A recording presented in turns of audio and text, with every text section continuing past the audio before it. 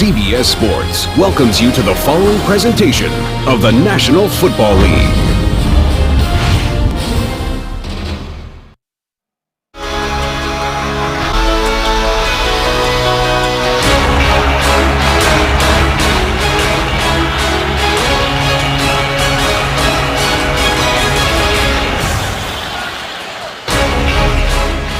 We welcome you back to Baltimore, where the temperature is really unseasonably nice. 65 degrees and overcast. Rain is predicted for later in the day. We'll see whether it affects today's game or not. As Joe Flacco looks on, it'll be the Cincinnati Bengals getting their hands on the football first. Ray Lewis relegated to spectator status today, as is A.J. Green. The Ravens won the toss and have deferred, which means they will kick to the Bengals. Both these teams 6-3, and in the middle, Dan, of a dandy fight in the AFC North. The AFC North, one of the most competitive divisions in football, and you're right about that. Another issue with the weather today, absolutely no wind whatsoever. Dead fine. Brandon Tate is deep for the kick. And he will not run this one out of the end zone. He will take the touchback, and the Bengals will start at their own 20-yard line. One of the bright stories of this NFL season has been the play of rookie quarterback Andy Dalton. He's completing 60% of his throws with 14 touchdown passes against 9 interceptions. And Dan, a rookie in name only, because he has all the confidence and savvy, it appears, of a veteran. Well, 4 quarterbacks were drafted ahead of him. And again, when you study him and you watch him play, there's really nothing about his game that every now and then screams rookie. Very consistent. And we get a penalty right off the bat.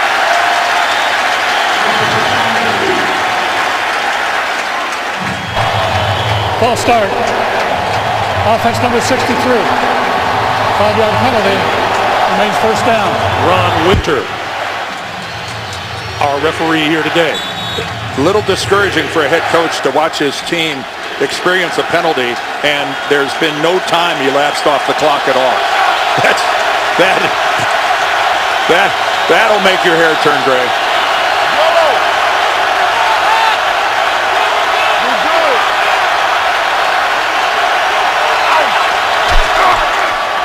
This is Benson, and Benson may have gotten a yard up front for the Bengals. One of the best in the league is left tackle Andrew Whitworth, 6'7", 335 pounds in his 6th season out of LSU. And rookie A.J. Green out today with the knee injury from last week. 4th year wide receiver Andre Caldwell starts for him outside. Greg, we talked about the Bengals being a good road team, so they get a false start before they're even able to run one play. And then on that last play, their offensive line didn't even get off on the snap count. They were not in sync at all. What? From the shotgun on 2nd and 14 on the outside, that pass is complete to Andrew Hawkins, the rookie out of Toledo. A look at Baltimore's 3-4 defense. Big Terrence Cody in the middle, being counted on to help stop Cincinnati's running game, led by Cedric Benson. Ray Lewis's streak of 57 straight starts comes to an end with a toe injury today. Donnell Ellerby fills in for him. And roaming the Ravens secondary, 7-time Pro Bowler Ed Reed. Andy Dalton conceded to us that, yeah, he's heard of him and might be on the lookout for number 20 today. But Ray looks like he's ready to run out on the field.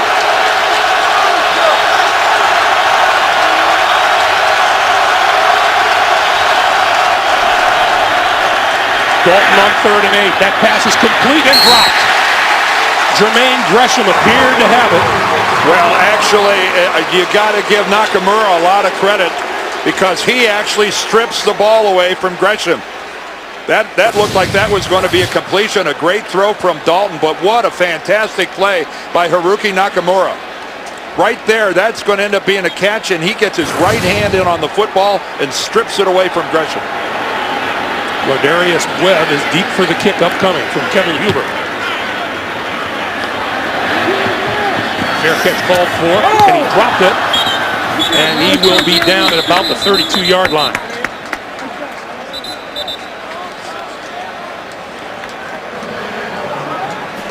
So that brings Joe Flacco onto the field. He is the Baltimore quarterback, a career-high 52 pass attempts in last week's loss at Seattle, 10 touchdown passes, 7 interceptions on the season. And I think it's pretty much accepted around here that that's just throwing the ball too much for anyone's happiness other than maybe Joe Flacco's.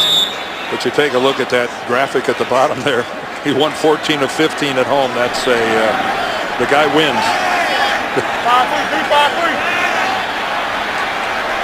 From their own 32-yard line.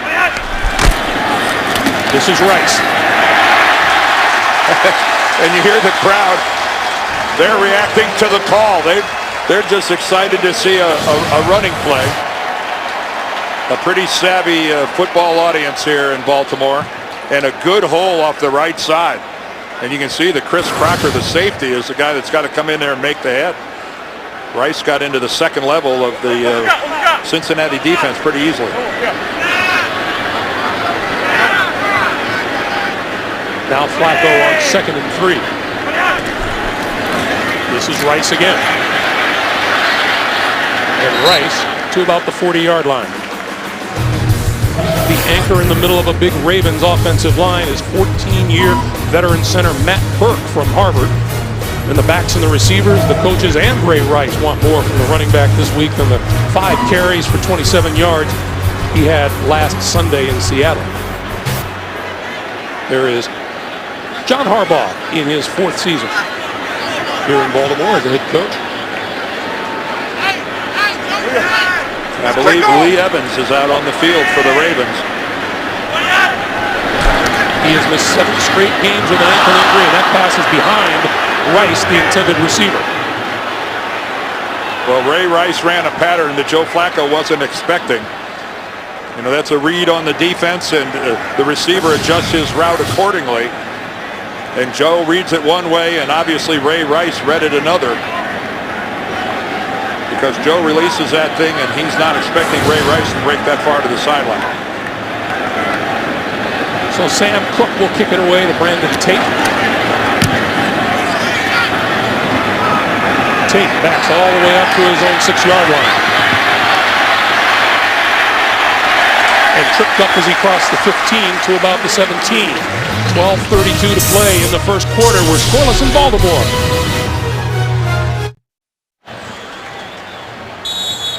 We talked about the focus being on the rookie quarterback, Andy Dalton, and rightly so. So much of the early success this season has fallen on his shoulders. First down.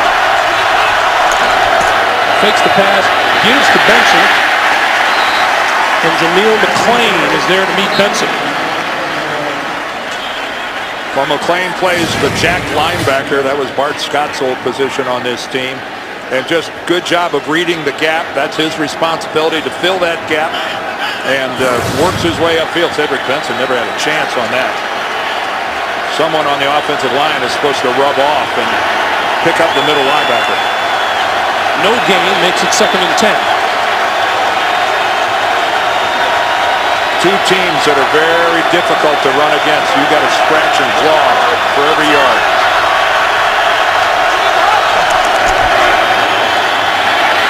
Dalton going to go deep.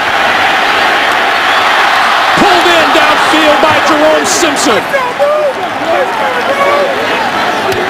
Well, Jerome Simpson is capable of making the coaches scratch their heads sometimes. Why did you do this?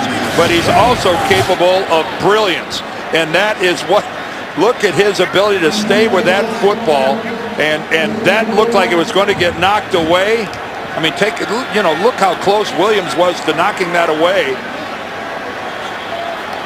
That's a 47-yard pickup. And what a perfect strike. We're so caught up in the catch. What a perfect strike from Andy Dalton. This is Benson. Benson to about the 32. We saw Jerome Simpson just playing around with a football on the field at the beginning of the game. He's got terrific hands to begin with. He's just been inconsistent in his years here in the National Football League. He's a 4th-year player, and the coaches are constantly on him. But you can see why they're coaching him when you see somebody capable of something like that. 2nd and 7. And man, how good was that throw by Dalton? Yellow.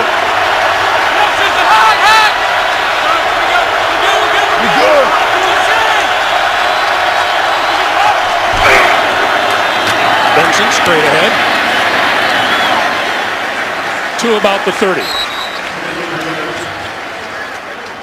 Look at the pair of hands on Jerome Simpson here. What a great job of keeping control of the football. Well, here it's focus and body control. But, look at the exercise. We recorded this prior to the game. That's Simpson out there during, that's an hour and a half before kickoff. That's a lot harder than what he just did. That's very hard. You're fighting gravity. That's really something. 3rd and 5.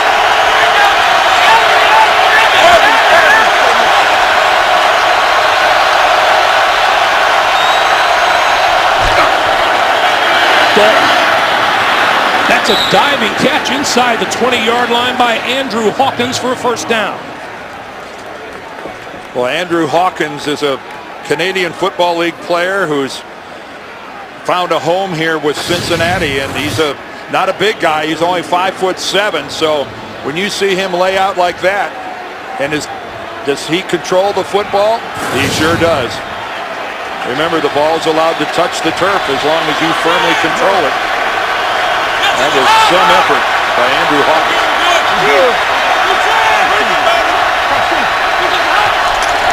On first down, they give us to Benson, and he's tripped up in the backfield. Well, again, Corey Redding in there, and Jarrett Johnson as well. This is again just two defenses. So, let's play the run so well. Statistically, the Ravens are 4th in the NFL. The Bengals are 2nd. Only a difference of about 4 yards. There's Jay Gruden, the offensive coordinator in his first year here in Cincinnati. And we get a timeout on the field. So a timeout with 8:29 to play. The Bengals on the march. We're coming back to Baltimore in just a moment. NFL on CBS is sponsored by Southwest Airlines. Find our fares online only at southwest.com. Autotrader.com. Now compare new and used cars side by side at autotrader.com. And by Bud Light, the official beer sponsor of the NFL. Here we go. Back in Baltimore, the defensive lineage has fallen to that man, Chuck Pagano, looking to his defense to make a red zone stop here. 2nd and 11. The players love his aggressiveness. Dalton throwing and incomplete at the goal line. Penalty markers down. Intended for Caldwell. Well, Caldwell does an out and then attempts to break to the end zone, and he might have been held in that process.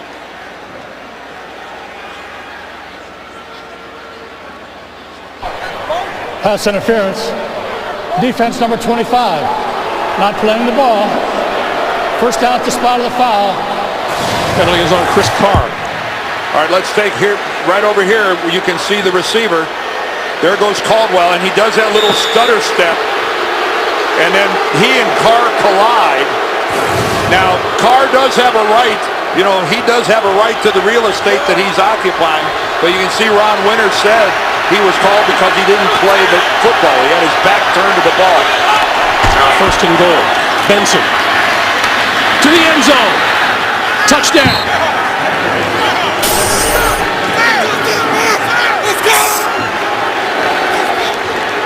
Well, the crowd here in Baltimore unhappy with that call that gave Cincinnati that field position. And Cedric Benson just a little stutter step, which normally doesn't work very well, but he found a crease back on the left side.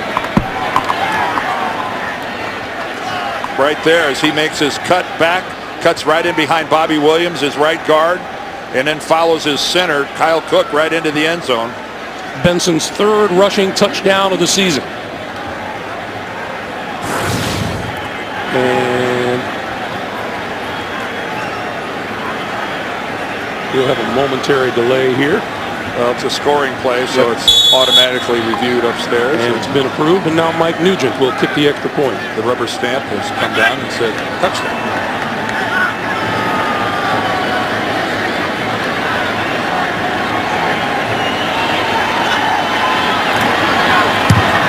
Nugent's kick is good.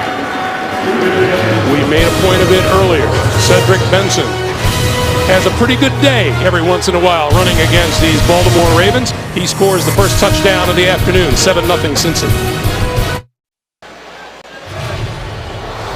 Hey, Thursday on CBS, CYTV Guide calls Person of Interest a must-see mystery. Emmy winner Michael Emerson and Jim Caviezel star in the new hit drama Person of Interest, Thursday, only CBS. Cedric Benson with the touchdown. Well, a lot went right for Cincinnati on that drive. You know, the circus catch by Simpson. Hawkins lays out and makes a highlight reel catch. They get the penalty against Carr that could have gone either way. I can't help but think you were talking about Andy Dalton's accuracy. That pass hit his receiver in the helmet. It's all you hear people talk about. Tom Zibikowski is deep. And Zibikowski will run this one out of the end zone. Oof! Hit hard just short of the 20-yard line. Of course, Zibikowski returned that kickoff because David Reed is inactive today after 2 fumbles in Seattle that he lost. Listen to this.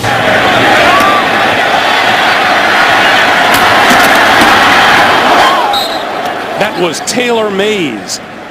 And Taylor Mays, the second-year guy out of Southern Cal, a huge safety at 6'3", 230 pounds, and he's always been known as a big hitter. He delivered in that case.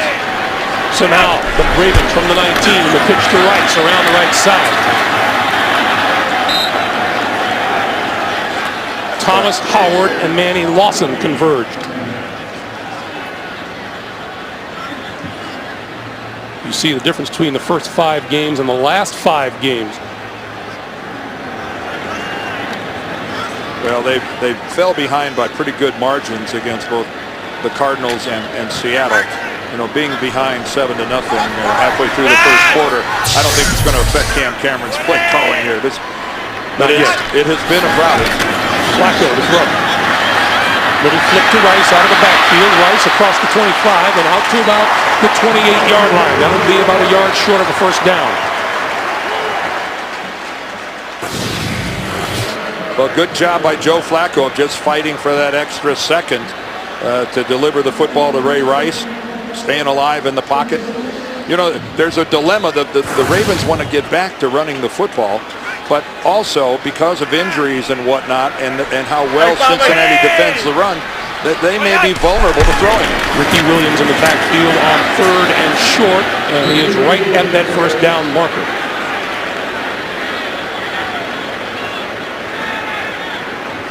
And from the initial spot, it looks like he has enough for the first down. He does. Man, if you could see the football through that, you've got X-ray eyes. Okay, I'm gonna tell you, I was watching the official and not the ball. There's Mike Zimmer, the Cincinnati defensive coordinator, and he's one of the very best in football. And I'll tell you one trademark of a Mike Zimmer defense, man, they fly to the football. You don't ever look at one of these defenses and go, man, there's somebody taking a play off. Never happened. Ricky Williams stays in for the first down play, and we get a whistle and a penalty and a delay of game. Delay of game. Offense. 5-yard penalty. Remains first down. Wow, that did not seem like the Ravens were in the huddle for any inordinate amount of time. That just, when I saw the back judge throw that flag, I'm going, what is that all about? Maybe the quickest 25 seconds on the planet. No. So it's 1st and 15.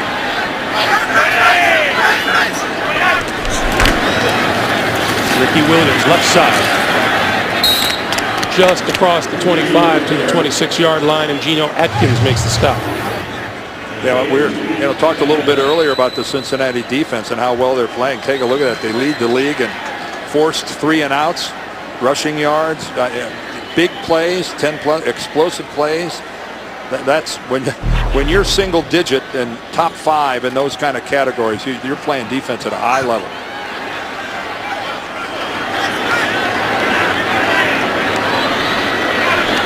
On 2nd and 13. Little screen set up and Rice dropped it. Well, and that's, that wasn't the fault of Joe Flacco, because Geno Atkins is in his face.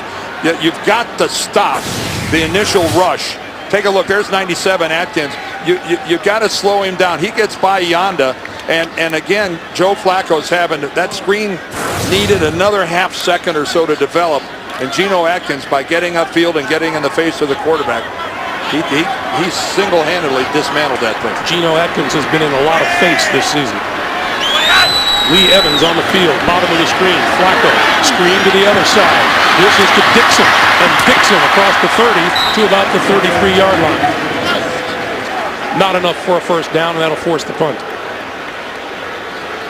Well, that 5-yard penalty for delay a game really put the Ravens in a tough situation. You saw Marvin Lewis there doing a little coaching on the sideline. He's a much more relaxed coach this time around, don't you think? This is a team that comes off of a horrible 4-12 season last year that was pretty taxing on the head coach. Might be a little less drama in Cincinnati than in years past. That one looks to be off the side of the foot. It takes a Baltimore roll and out of bounds at about the 21-yard line. 4:19 to play in the first quarter. Cedric Benson has the only points of the day on the board. It's 7-0 Cincinnati. The NFL on CBS is sponsored by Sprint. All football, no limits, only from Sprint. And by Dodge Grand Caravan, the right tool for the job.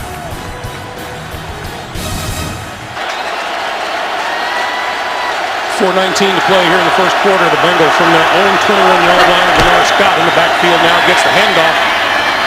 And up the middle, out across the 25 to about the 27-yard line.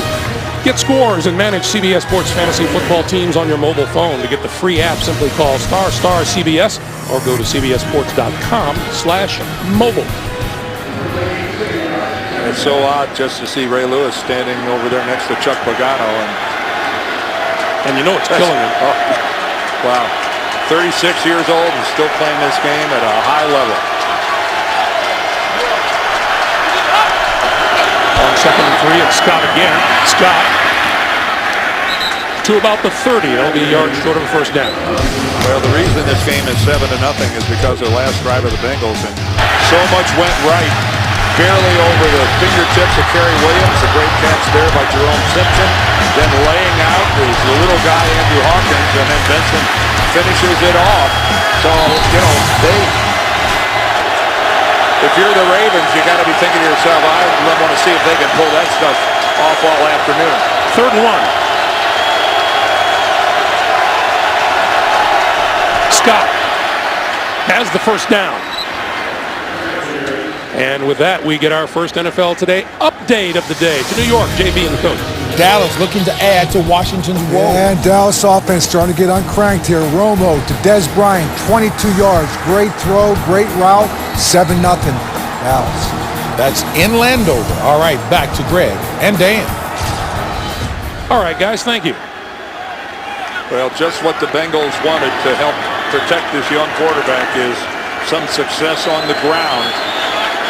And they got a good first down run from Benson, and then a 3rd down conversion from Scott. Moving chains. Here we go. Dalton on first down. And Scott held up for a moment and then buried back at the 26-yard line.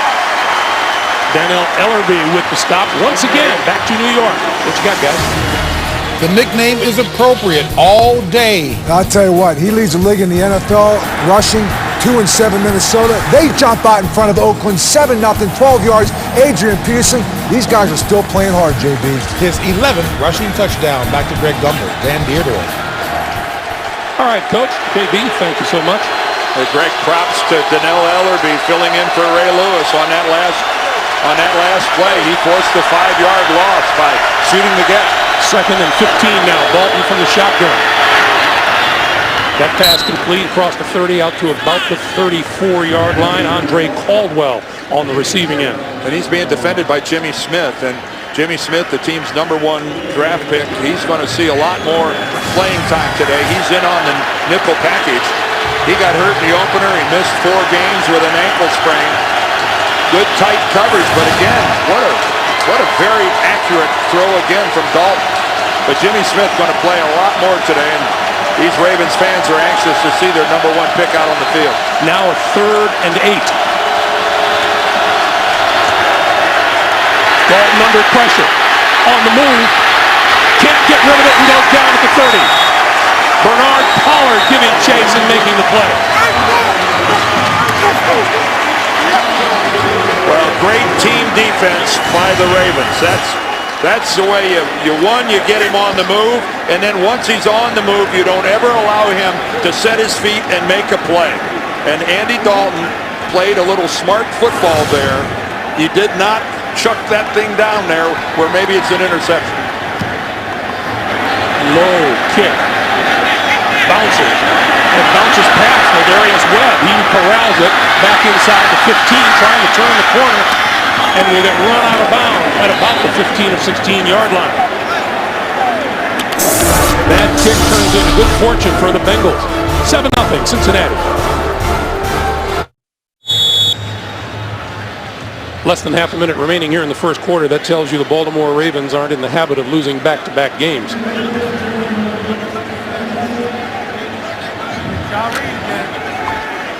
Ravens have an extra offensive lineman in the game, normally indicating a running formation.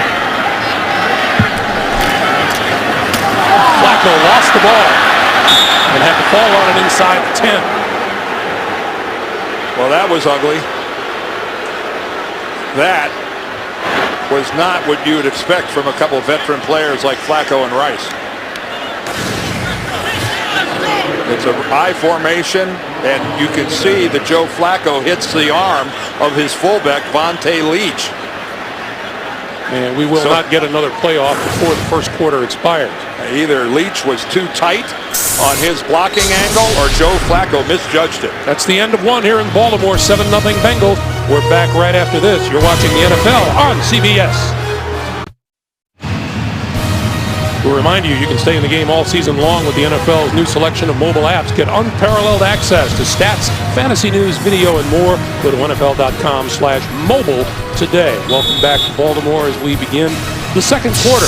The Bengals with a 7-0 lead.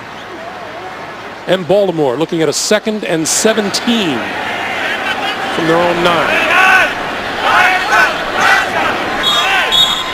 And a whistle. False start, 88. Offense, half the distance to the goal. The call is on tight end Dennis Pitta. Wow, it's just one mistake after another on the Ravens. Remember the last play of the first quarter as Joe Flacco tries to extend the ball to Ray Rice. It hits the right forearm of blocking fullback Vontae Leach, and then they follow that up. And that is the 10th time that, Joe gets credit for that. He's lost 5 of those fumbles. This isn't baseball. You don't get props for a 500 average. No, you don't. Flacco out of his own end zone. The pass to Rice. And not much there as he makes it out to about the 8 or 9 yard line. The boos come down. We head back to New York, guys. Miami still adding to the scoreboard. Oh, and Matt Moore, 6 of 7 already, 116 yards, and Reggie Bush, 5 yards out. Hey, who needs Andrew Luck? They got Matt Moore, 14-3, Miami. I'm sure Greg and Dan will have something to say about that. Funny you should mention that, JB. Our director, Bob Fishman, and I were talking about what if Tony Sperano wins out. They are in a fine pickle down in Miami. Yes, they are. Flacco going to go deep. Down the near sideline, incomplete. Pass intended for Lee Evans, the speedster. And he was double covered all the way. Well, that's the kind of stretching the field that they were hoping to see from Lee Evans, who hasn't played in 2 months because of an ankle injury. And you can see right there that Kelly Jennings is playing him all the way on the fly pattern. He never once thought he was going to break it off. But that, just the attempt, stretching the field means something. But this is the Ravens offense so far out of sync. Sam Cook with a much bigger kick this time, chasing Tate all the way back to his own 30-yard line. And he's wrapped up short of the 40. Cook unloads a 61-yard kick with an 8-yard return. We have 14:04 to play here in the first half. Cincinnati with the ball and a 7-0 lead, and Ray Lewis just an onlooker today due to the toe injury. Hey, this way. Play fake to Benson. Ball. Gonna throw it deep, has a man wide open, and missed it. Andre Caldwell stretching out and just couldn't control it on his fingertips. Well, Andy Dalton's not perfect.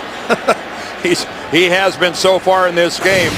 He's been throwing it awfully well, but this was a misfire to the guy that's been the most open all day. And Andre Caldwell was a good 3 yards past anybody in the Ravens secondary. And a textbook delivery, but wow, just led him by about 2 feet too much. 2nd and 10.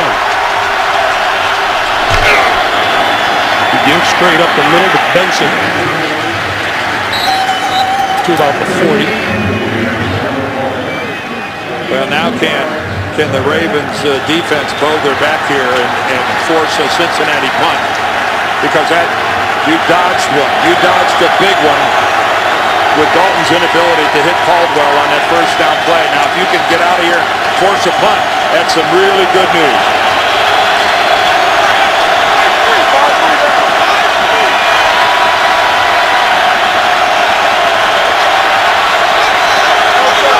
There's some communication issues with the Ravens.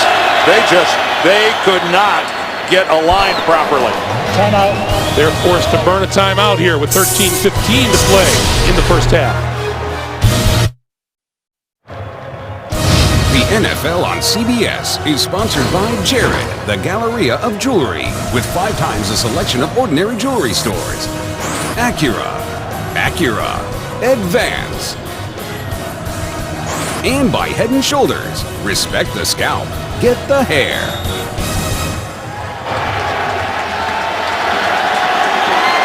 Welcome back, everyone. A 3rd and 8 for Andy Dalton and the Bengal offense.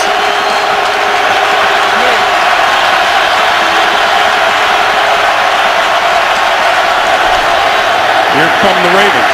Dalton over the middle. Miscommunication. Andrew Hawkins went one way and the ball went another. Well, Ed Reed came on the blitz that time, and that forced the issue a little bit. Here comes Reed off the left. He comes right up the middle. He's picked up by Cedric Benson. But in that sellout blitz by the Ravens, Dalton had to get rid of it quickly, and another miscommunication. Reed is back now, and there's one off the side of the foot of Huber. Wow. And that's just a horrible punt. That is a complete shame. Wherever this one's going to be lined up, it's not going to be a good result for the Bengals. That couldn't have been more than a 15-yard kick. That's exactly what it was, a 15-yard punt. Hey, tomorrow on CBS, it's a Hawaii 5-0. Everyone will be talking about Jimmy Buffett guest stars on an all-new episode tomorrow, only CBS. Well, this worked out well for Baltimore. Now, can they capitalize? Remember, first play of that drive was a long gainer for sure that Andy Dalton overthrew his receiver. Now the tail end of it, look where the Ravens get the start. From their own 45, Ray Rice straight ahead, and Rice out to midfield for about a 5-yard pickup. And a defense which looked very confused on the last series of downs, trying to regroup on the sideline. Yeah, they had to take a timeout, which was smart to do. And, normally, they're here. This is a defense, and I know Ray Rice isn't playing middle linebacker. Ray Lewis isn't playing middle linebacker. But still, too many veterans on there to have communications issues. Flacco on 2nd and 5. Vontae Leach, and Leach bounced out of bounds right at about the line of scrimmage. Well, you talk, and that's a good look there at Ray Maualuga, who's moved to middle linebacker, and that's because they signed Manny Lawson and Thomas Howard to play the outside linebacker position. And you talk to Marvin Lewis, and he just tells you flat out, we're just better because we have better players. We're bigger. We're stronger on defense. This is such an improved Cincinnati team. Baltimore with only one first down to its credit today, looking for its second. Flacco has time and throws, and that's complete to Ed Dixon, the tight end. And Pac-Man Jones was there on coverage. And Ed Dixon, man, has this guy blossomed into a receiving tight end. Not the greatest blocker, but who cares? He has got a tremendous pair of hands, and that was a grade A throw from Joe Flacco. I believe that's a one-handed catch, a one-armed catch. Pac-Man, the coverage was pretty decent. It took a great throw to beat it. On first down, Flacco rolling, looking deep, and now throws short, and he's got his man in between. That's Bolden. Bolden, touchdown.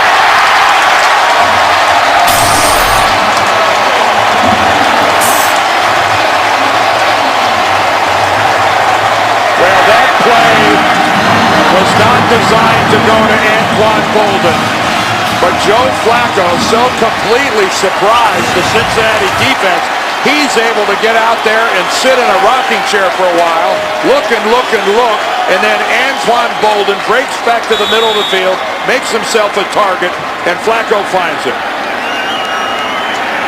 Bolden's third touchdown catch of the season. Nice awareness by Joe Flacco. Billy Cundiff for the extra point. The bad punt, and then Baltimore goes 55 yards in 4 plays. We're tied at 7.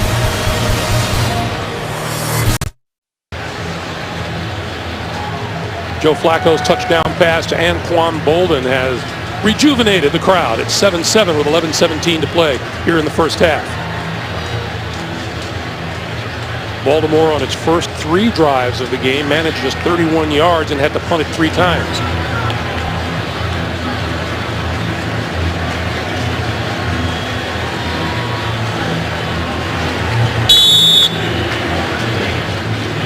Brandon Tate, deep.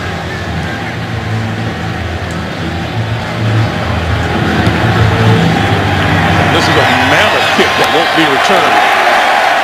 It'll be Cincinnati ball at their own 20-yard line. Let's go back to the touchdown pass. Well, when Joe Flacco is going to come out onto the bootleg, he's going to boot this direction. Here's the guy he wants to go to, Torrey Smith, who's going. Here's Bolden all the way up here, who comes up and makes himself a target. And that's the key thing. Joe, first of all, has all this time, no pressure from Cincinnati. He comes off Smith, and the Cincinnati defense goes to sleep on Bolden. Watch this. Bolden and Flacco are almost mirrored here, running together. And you can see Joe comes up. You can see his head whip back to the left when he came off of Torrey Smith, trying to find an option, and he found Anquan Bolden.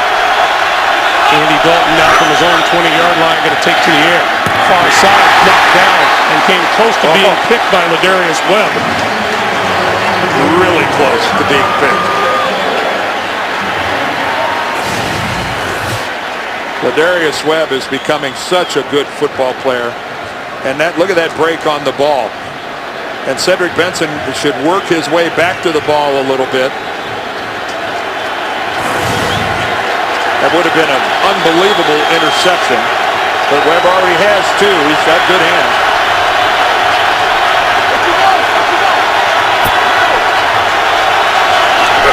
On second and 10, Dalton throwing near sideline, incomplete. Pass intended for Jerome Simpson. Well, I think that's a mistake by the Bengals. I don't think they wanted Simpson and Hawkins that close to each other. That just takes a lot of defense with you.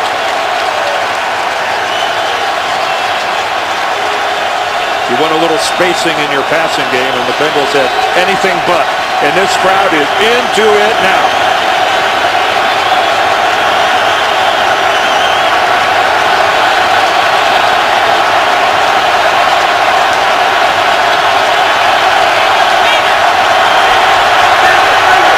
Play clock down to 3, 2, 1, and they got it off. Dalton throwing this side and off the hands of Simpson. And Kerry Williams delivers a nice big hit for the exclamation point. What? Again, Andy Dalton finds a receiver. Even if this would have been caught, I think the coverage from Kerry Williams was good enough that he wouldn't have gotten to the sticks to move them. Good hit. Huber with a better kick this time to the 30-yard line. Here's Webb, and Webb is out of bounds. Just under 11 minutes to play here in the first half. We have a 7-7 game in Baltimore. The NFL on CBS is sponsored by McDonald's. I'm loving it. And by the Honda Odyssey, like no van before.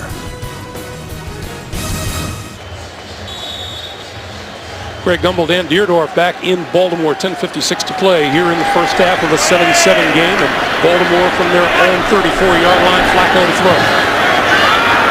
Sideline, that one is caught by Torrey Smith for a first down at about the 47-yard line.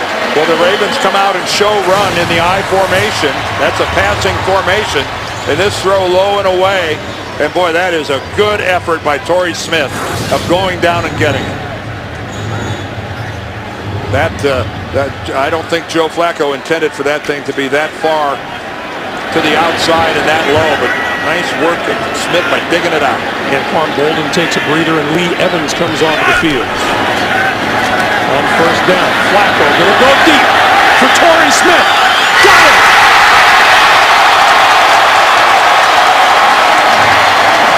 Well, Cam Cameron now twice in the I formation, which is a running formation, goes to the air both times, and what a throw, what a strike from Joe Flacco. We all know that there's not a corner in the league that Torrey Smith can't run past. And he gets a little separation on Nate Clements, even though Clements is clawing at him, trying to grab onto something to get back tight. Tremendous throw by Flacco, and good work by the rookie. On first and goal, Flacco rolls, throws, Leach to the 5. And Ray Maualuga with the hit. And there's no question, John Harbaugh told us that we're going to go after their corners. You know, Leon Hall, their best corner, on injured reserve, tore his Achilles last week. Jonathan Joseph, he's now playing football for the Houston Texans. And Clements and Jennings are new. Pac-Man's coming off injury. It's an area that the Bengals intend to, the Ravens intend to exploit. On second and goal, Ray Rice right side looking for the end zone and found it for the touch. No, he's marked down at the 1, at the half-yard line.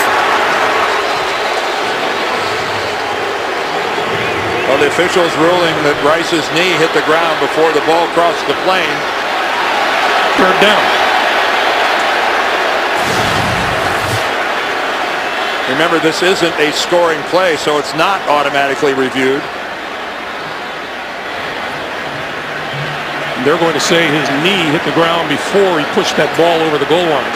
And now the play clock is running. It's under 10 seconds, and the Ravens are still in the huddle. And here comes the challenge flag from John Harbaugh. And not a bad throw from John. No, he threw. He was either going to have to throw the challenge flag or take a timeout.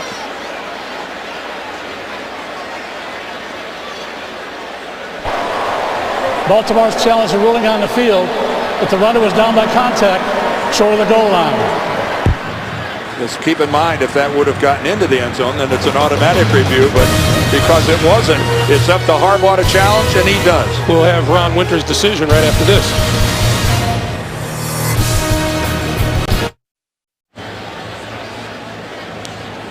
Welcome back to Baltimore, everybody. Let's look at the right knee of Ray Rice first.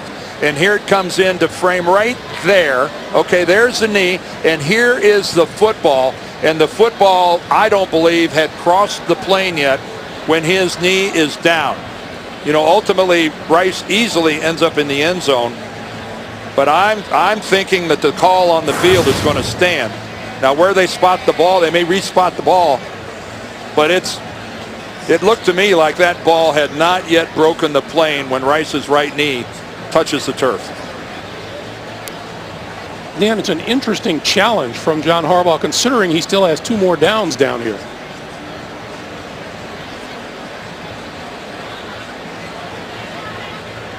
Here's Ron Winter.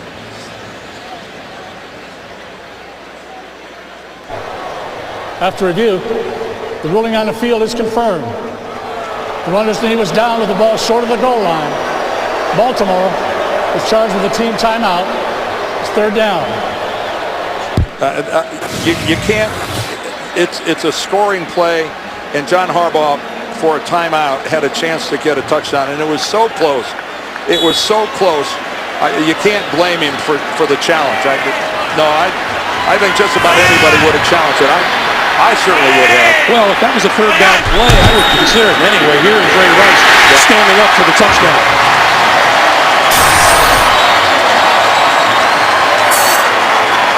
You know, Greg, touchdowns are just hard to come by.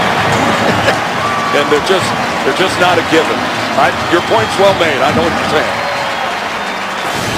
That may be a timeout he may be wishing for at the end of this first half. Well, he got the touchdown that he was wishing for. And Ray Rice hasn't scored many that are easier than that. Great blocking up front. Matt Burke, the center, Marshall Yonda, right guard, and then Michael Orr. Wow, what a huge hole for Rice to saunter into the end zone. The 7th rushing touchdown of the season, is 9th overall, and the extra point is good. Just about 8.5 minutes to play here in the first half. And the Ravens, with their first lead of the day, they lead the Bengals 14-7.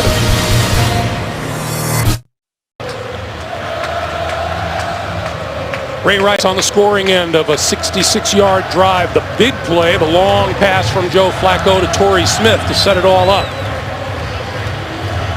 Well, out of the I formation, they showed run, and Cam Cameron pretty smartly twice went to a passing play out of that predominantly run formation and ended up with a nice completion, first to Dixon and then the over-the-top throw to Torrey Smith. And wow, Torrey Smith is making a habit of climbing up on top of some secondaries in this league. The respect that he's going to get from corners is going to grow and grow. Some coach somewhere along the line told him to go home and work on his speed, and he did that.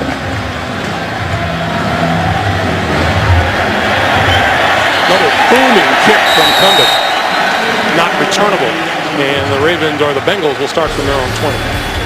Well, both of these teams had a 3 and out on their first possession, but then it got going after that. That long pass from Dalton to Simpson. Benson finished off the drive for Cincinnati score. Then Antoine Bolden, a great check down by Joe Flacco, and Bolden muscles it into the end zone. And then completing that drive after the long pass to Smith was Ray Rice with a tap dance into the end zone. 14-7 Baltimore. Now Andy Dalton from his own 20-yard line, dealing with the Raven defense and the crowd.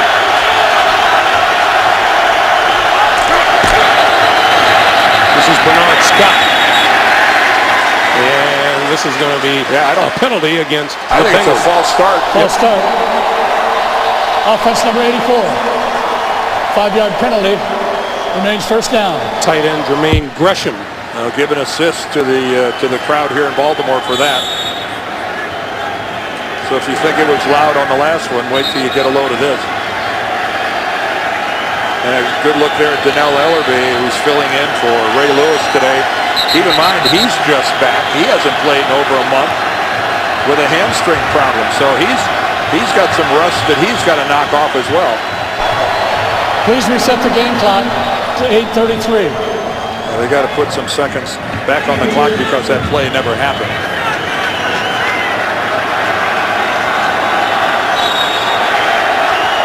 So Bernard Scott still in the backfield now on a 1st and 15.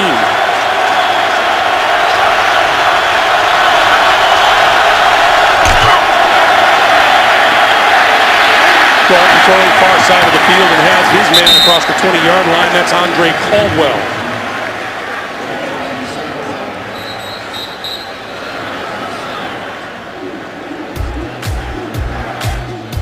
Andy Dalton had the good start today. Joe Flacco coming on strong, 9 of 12 for 132 yards. Coming on very strong. And then nothing glamorous. We talked about it. Rushing yards going to be tough to come by. Those two barely getting 2 yards a carry.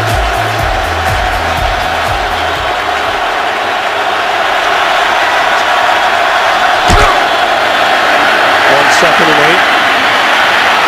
Dalton just throws that one into the turf.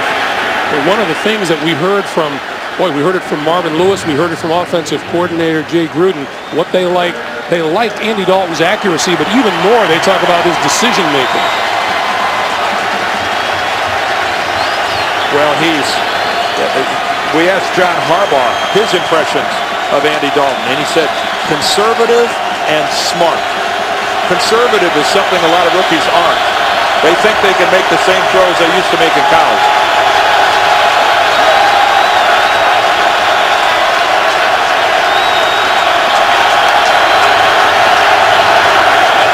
Just beats the clock on the snap back to the sideline, and that is caught across the 30-yard line by Andrew Hawkins for a first down. Boy, and for the second time today, Hawkins has to lay out to bring in a pass. One thing about Andy Dalton's receivers, they're going after the football. That's another nice effort by Andrew Hawkins, the rookie from Toledo. Marvin Lewis said he just played his way onto our football team. He wouldn't go away. Good. Keep in mind, he's 5'7", 175. Just across the 30-yard line, this is Bernard Scott. And Scott with a pickup of about 5, maybe 6 yards to about the 37. And Bernard Scott is offering a nice change of pace to Cedric Benson for Marvin Lewis. He's a good receiver and a good solid running back as well. We talked about what a gigantic matchup this is here in the AFC North, and it's only going to get better as this season moves on, because Cincinnati has beaten Cleveland, lost to Pittsburgh. Baltimore has beaten Pittsburgh twice. Second and 4.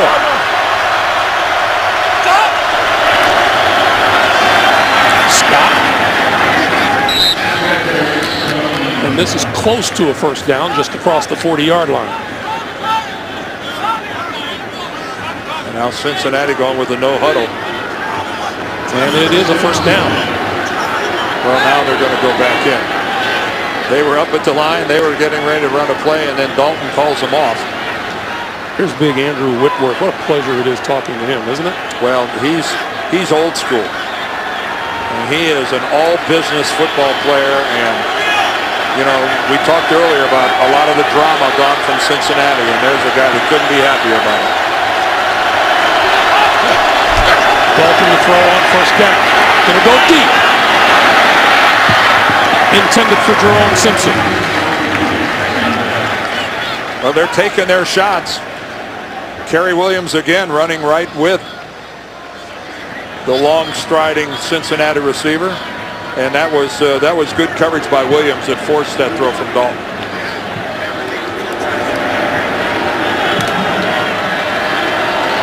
You can see that Andy Dalton is really stretching the field.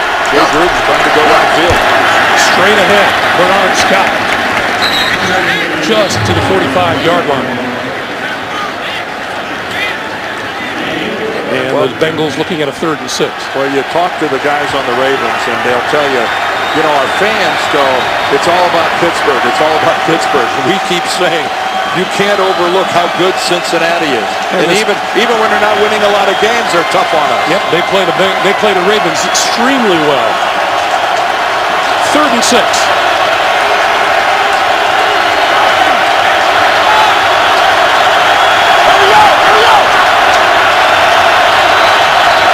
Who's coming, who's not? They're all coming. That tipped at the line of scrimmage falls incomplete. Chuck Pagano said, let's bring everybody. You know, he gave them the look where there's 8 guys standing up on the line of scrimmage. And Andy Dalton thinks he's got a hole off to the left. Oh, nice work there, Bernard Pollard. The blitzing safety elevates and gets a hand on it. Bengals to punt for the 4th straight time.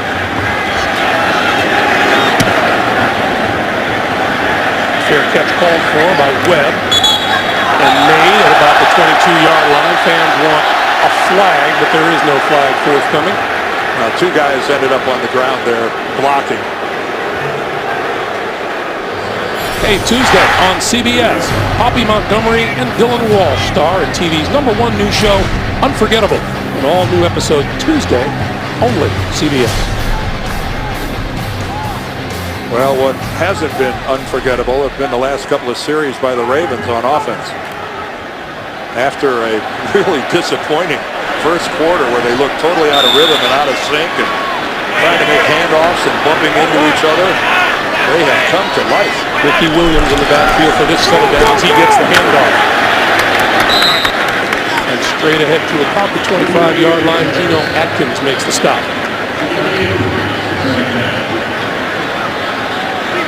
Ricky Williams will still give you some quality minutes. He's content with his role here in Baltimore, knowing that Ray Rice is the guy. Author of 65 career rushing touchdowns. Seems like a long time ago that Ditka gave up that whole grab. This is Williams, and he can't get outside. Oh, that's Geno Atkins penetrating to make the play. Well, a lot of balance today for the Ravens, but this is coming in the last 4 games. Take a look at how out of whack they have been in terms of passing the ball over, running the ball. And then today, Cam Cameron is reeled it in. As you can see, 11 rushes and 12 passes so far in this game. Now, he'd like his runs to be a little more productive than that last one. Lee Evans on the field on 3rd and 13. Flacco over the middle, off the fingertips of Rice. And Baltimore will kick. Well, Joe Flacco has the pocket disintegrate around him. Give the Bengals credit for being able to muster some pressure here. You can see they bring 6 guys. And Joe just trying to float it over the top and just a little too high for Ray Rice. Brandon Tate deep for Cincinnati.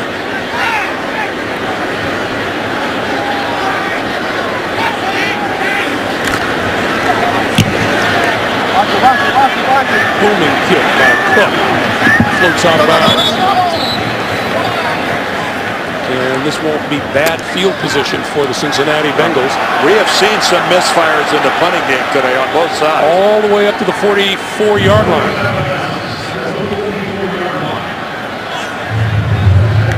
You like to pin that return guy. You like to pin him between the numbers and the sidelines, but boy, when it goes bad, it can cost you a lot of yardage. That goes up and down as a 36-yard punt. And you can see that other than the one big drive by Cincinnati that ended in a touchdown, they've been pretty much throttled by the Baltimore defense. So Andy Dalton with room to work. 3:21 to play here in the first half. This is Benson.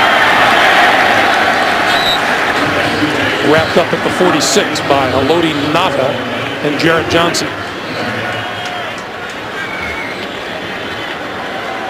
Haloti Ngata. Never forget the first time I met him. It's a pretty amazing experience. It might be the largest.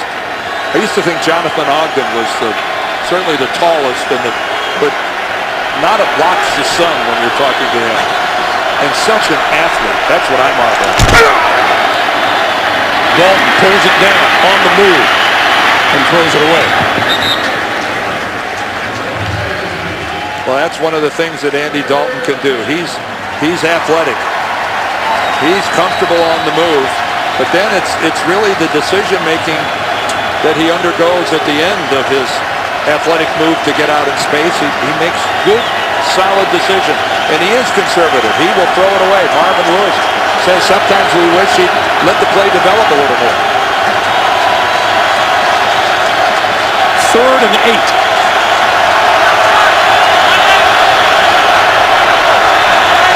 Everybody on the line. Dalton over the middle, behind his intended receiver Gresham. Oh, Brandon Ayanbadejo running with Gresham, and there was no chance of Dalton completing that. And for the 4th time on 7 offensive possessions, Cincinnati 3 and out.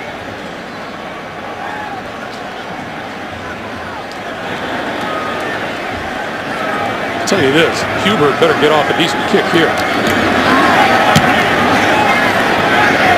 He does. Full kick call for and made by Ladarius Webb.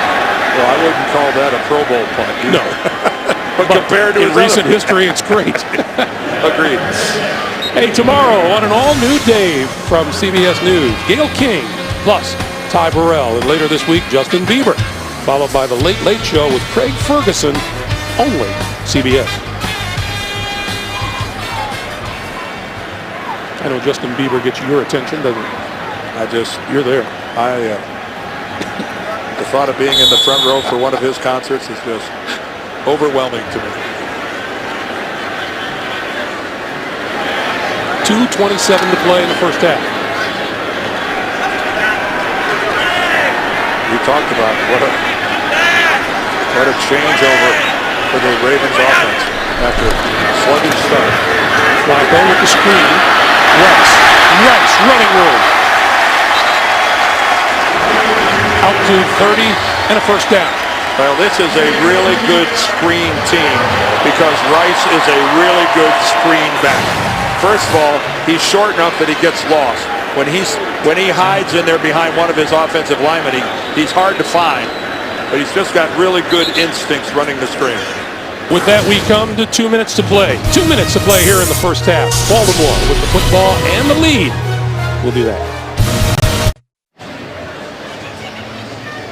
Looks like he wants to play, doesn't he? Well, yeah, Ray Lewis sitting there next to Donnell Ellerbe. Now, those are the facts that he's not playing today and hasn't missed a game in a long time. But, you know, with the Ravens having to turn right around and play on Thanksgiving night, the big game against the 49ers, the question now is, will Ray be ready for that game?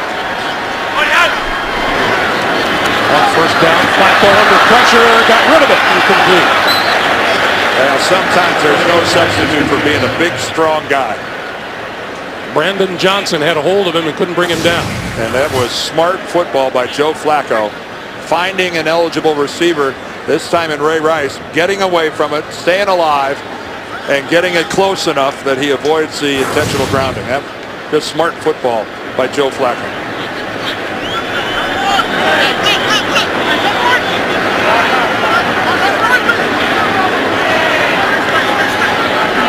Flacco empties the backfield on 2nd and 10 and throws for Rice, incomplete. Ran right into traffic. Thomas Howard was there. Boy, these Bengals really love the play of Thomas Howard, don't they? Well, they really do, and they just it allowed them to do something that was really key to what Mike Zimmer wanted to do on defense, and that's get Mauluga back in the middle. He played on the outside, so by getting a couple good edge guys and Howard and Manny Lawson on the other side, that puts Mauluga back in the middle where he belongs, a big physical middle linebacker.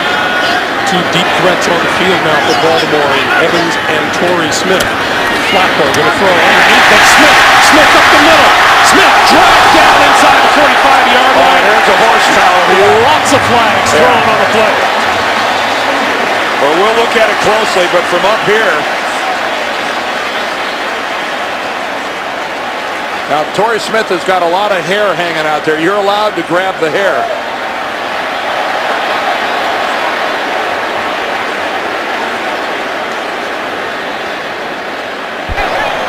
There is no foul for an illegal horse collar tackle. The tackle was made by grasping the hair of the runner. The hair is not considered to be part of the uniform. First down. Well, it's awfully tough for an official to see it, but boy, you can see it. Pac-Man goes out there and he comes away with nothing but the hair of Torrey Smith. And I don't know what that feels like, but it can't be great. First down now, going deep. That ball is overthrown. Intended for Torrey Smith. I got to wonder if that's not a touchdown if Torrey Smith has shorter hair. And at first, from up here, the way that Smith turned all the way around, you suspected horse collar, and that's what the officials on the field thought as well. And more than one official, too. I counted 3 flags. Yeah, there were 3 of them out there. So it's 2nd and 10 with 1:32 to play.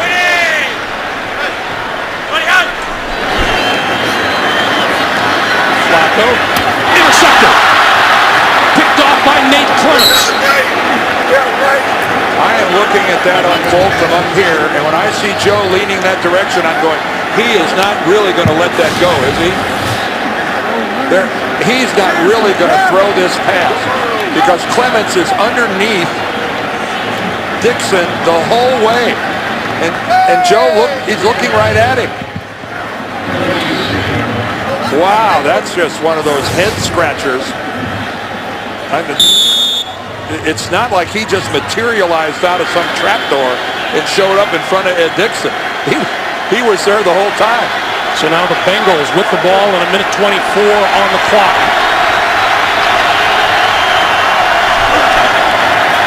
Dalton this side, and that's complete. Jerome Simpson, and a nice job, make the catch. Coming up, a reminder, the Sprint halftime report. JB, Dan Shannon, Boomer, and the coach, and special guest Houston Texans All-Pro running back Arian Foster. We'll have all the latest NFL scores and highlights coming up on the Sprint halftime report. Arian Foster wins the Fashion Award, doesn't he? And that's in a tough crowd. Now, that's in a tough crowd, but that plaid sport coat he's wearing, very holiday, very festive. By the way, what a catch by Simpson. He's putting on a little show. On 2nd and 3, Dalton over the middle. Wide open to Leonard out of the backfield. Leonard across midfield to the 46-yard line. Jameel McClain with the stop. Clock keeps moving. Coming up on a minute to play here in the second half. And of course, anytime anything happens in the middle of the Ravens defense, the fans are, I'm sure, going, well, that couldn't have happened if Ray was playing. Dalton, once again, out of the backfield, Leonard. And we'll have a timeout on the field here. Let's go back to that catch by Simpson. Yeah, earlier this drive, just working the sidelines, and again, look at up, down, down. That's just full control of the football. That was nice work by Jerome Simpson, and when he elevates, you know, he's 6'2", but really long arms. He's up there grabbing a pass that's easily 10 feet, 11 feet off the ground. He's 6'2". He looks like he plays at about 6'5" or 6'6". He's got a vertical.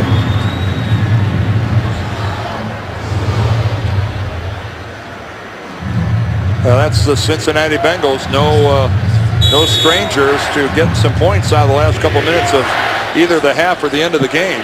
Here's their situation. 48 seconds on the clock. And again, keep in mind, that's with a rookie quarterback. That's when they're supposed to be at their worst, isn't it?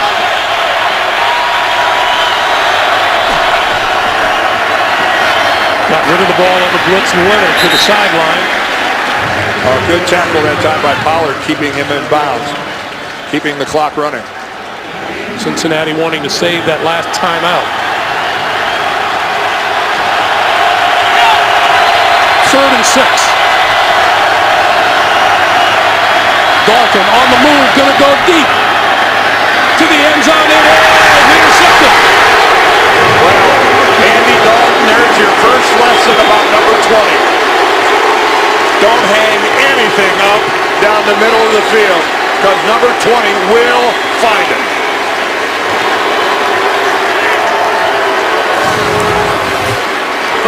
We were talking to Andy Dalton about Ed Reed. Specifically asked him about him. Yep. You cannot hang the ball in the air. It gives him way too much time to come in. He's playing center field, and with his ball skills, that is a 10 times out of 10 that Ed Reed's going to make that pick. That's his 3rd interception of this season. Well, normally it was Carson Palmer that Ed Reed would torment, but Andy Dalton just learned a rookie lesson.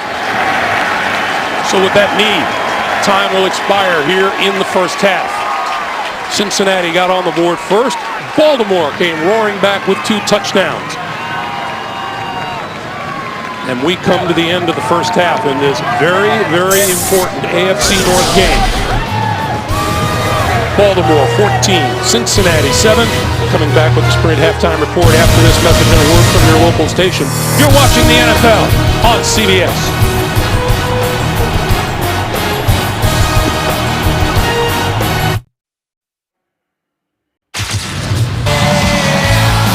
Benson to the end zone. Touchdown. That's Bolden. Bolden. Touchdown. Pulled in downfield by Jerome Simpson. But here is Ray Rice standing up for the touchdown. And welcome back to Baltimore, everyone, as we get set for the start of the second half. Baltimore with a one-touchdown lead at 14-7 over Cincinnati. And take a look now at the NFL Mobile Recap presented by Verizon, Dan. Well, the Ravens not afraid to go long. They show run out of that formation.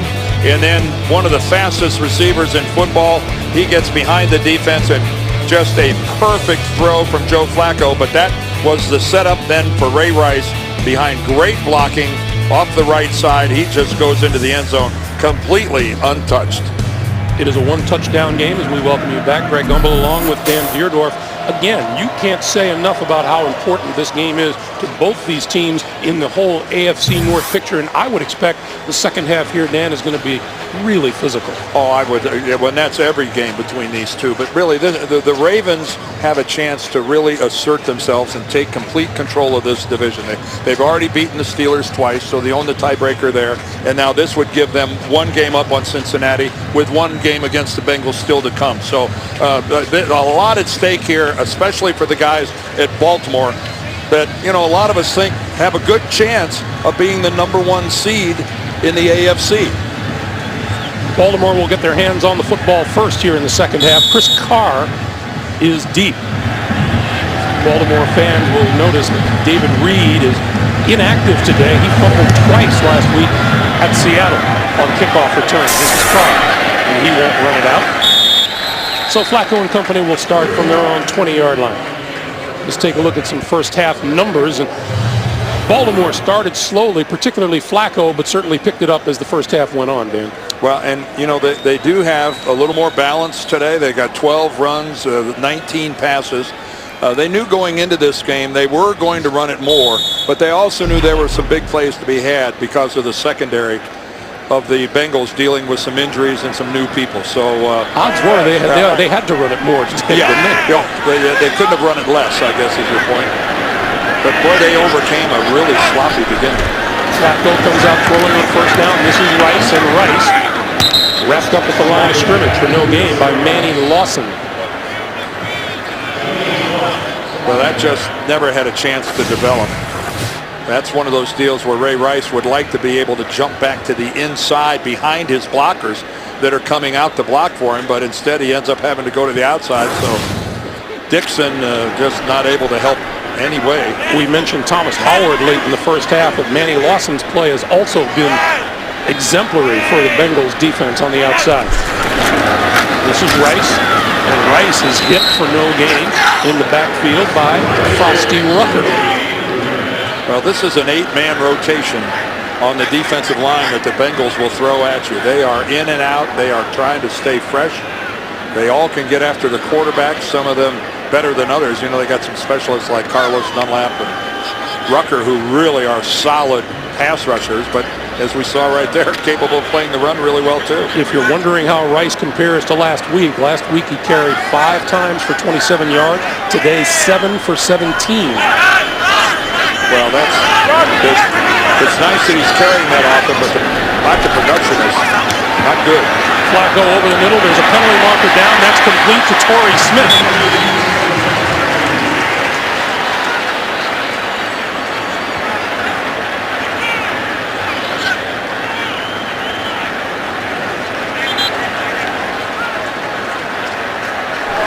Outside, defense number 93 lined up in the neutral zone. That penalties decline. Result of the play is a first down. Michael Johnson guilty of maybe the strangest of plays. Yeah, in tennis they just call that an unforced error. Lining up in the neutral zone. It's really not that hard to stay out of there. The ball doesn't move. No, he didn't jump in there. He just lined up. Straight ahead, Rice off to the races. 15, 10, brought down at about the 6-yard line. Adam Jones finally caught him from behind. Well, that's why you keep running the football, because you hope sooner or later a big play is going to be there. Look at the vision of Ray Rice, and he cuts back, and Marshall Yanda, his right guard, gives him a nice crease. He cut off the backside flow, and Ray Rice cuts right up into that alley. That was really nicely done by the guys up front. This is Rice again. Back to the line of scrimmage. And kudos to Cam Cameron for keep coming after it in the running game. Again, let's look at it. But you see Yanda there, number 73. He's going to get a seal. Michael Orr got a seal. A good surge on the front side. And Chris Crocker just plain old missed a tackle at the line of scrimmage. Well, tackling in the NFL right now is not exactly what I would call an all-time high. This will not be known as the era of great tackling. On second and goal, Rice. Vontae Leach brings it. Ray Rice was so excited to get a true fullback in front of him, and Vontae Leach is a thunderous blocker. Here he comes in, and he just gets a big hit on Dan Skuta. Rice says that he'll just say, "Follow me." Skuta has no chance after absorbing that heavy block from Leach of turning around and getting back in on the play. Third and goal. Play fake. Flacco.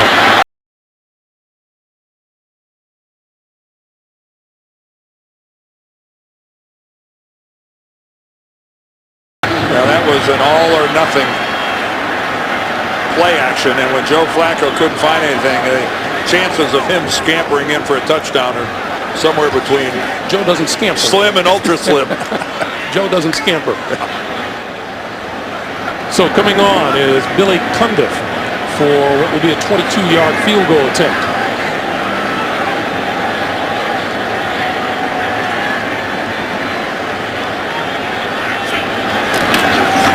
Kick is on the way and good. And with 10:50 to play in the third period, Baltimore extends its lead.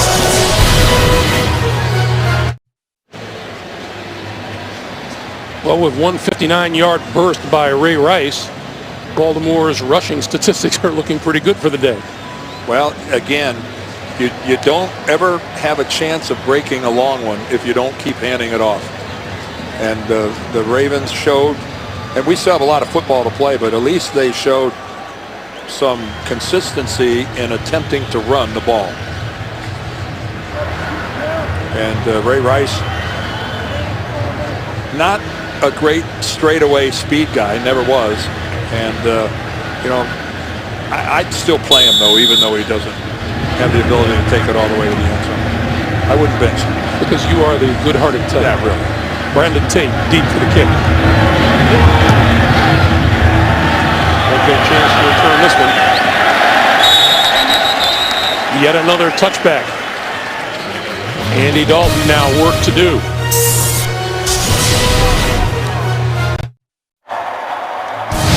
The NFL on CBS is sponsored by Southwest Airlines. Find our fares online only at southwest.com. Geico, where 15 minutes could save you 15% or more on car insurance. And by Walmart. Save money, live better. Walmart.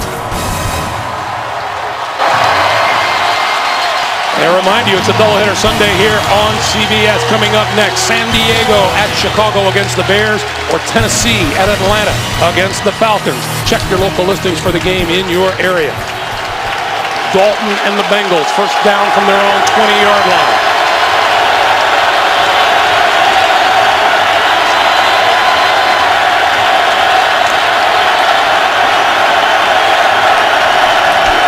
This is Benson. Can't find running room. Wrapped up by Bernard Pollard.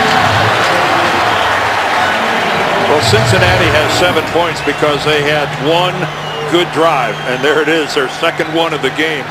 And before that and after that, a whole bunch of punts, and then right at the end of the first half, the Ed Reed interception. But Jay Gruden thought he had it all going early in this game when Andy Dalton was hitting everything, and they were catching everything on that first drive. And of course, no A.J. Green today. The talented receiver sitting it out. On second and 9, Dalton out here, and that's complete to Colin Cochard, the free agent rookie out of South Dakota State. You know, the one thing about A.J. Green not playing is you thought that would hurt.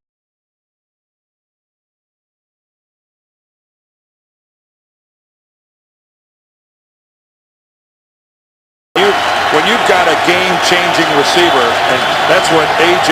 Green already is, and boy, the future for that kid is very large. Here's a big 3rd and 3 for Dalton.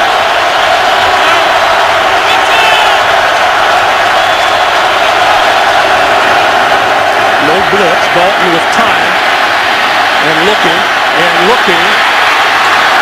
And throws, and he's got a man wide open, and that's Leonard. Leonard out of the backfield and out of bounds inside the Baltimore 40. Jay Gruden I taught him how to do that. Wow, what a piece of work by Andy Dalton. All right, it's really only a 4-man rush, and the guys up front did a tremendous job. And 2 different times, Kerry Williams, first of all, he got knocked down, but then staying alive, and then as in every situation like that where the quarterback busts loose, one of the guys is responsible for going downfield. Back to the ground game, and Benson up the middle to about the 32. Pretty good footwork by Dalton. Well, we talked about his athleticism, and Kerry Williams just doesn't get, he got a graze along the left calf as he went by. But Brian Leonard did the right thing. One guy has got to head for the goal line and see if what happened. The defense lost it.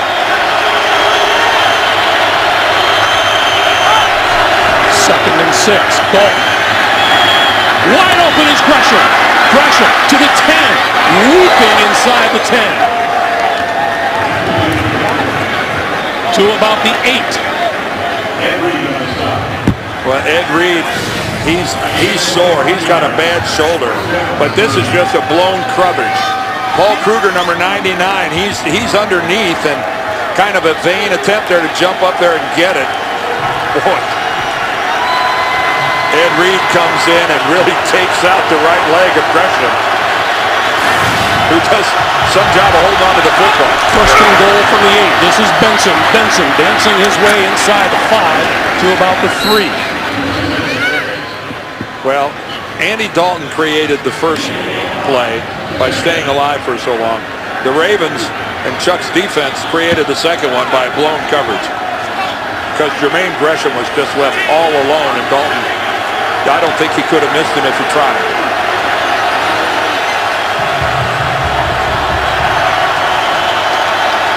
Second and goal.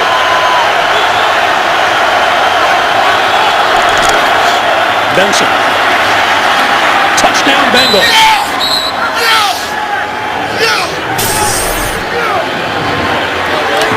Cedric Benson, his 2nd touchdown run of the day. And with the extra point, will pull the Bengals to within a field goal. It's just old-fashioned football right there. This is power football. And the Bengals offensive line, what a surge they got up front. Look at that. Purple shirts getting pushed all the way back into the end zone.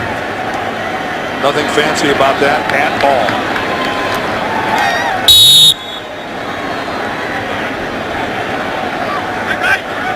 Mike Nugent on for the extra point.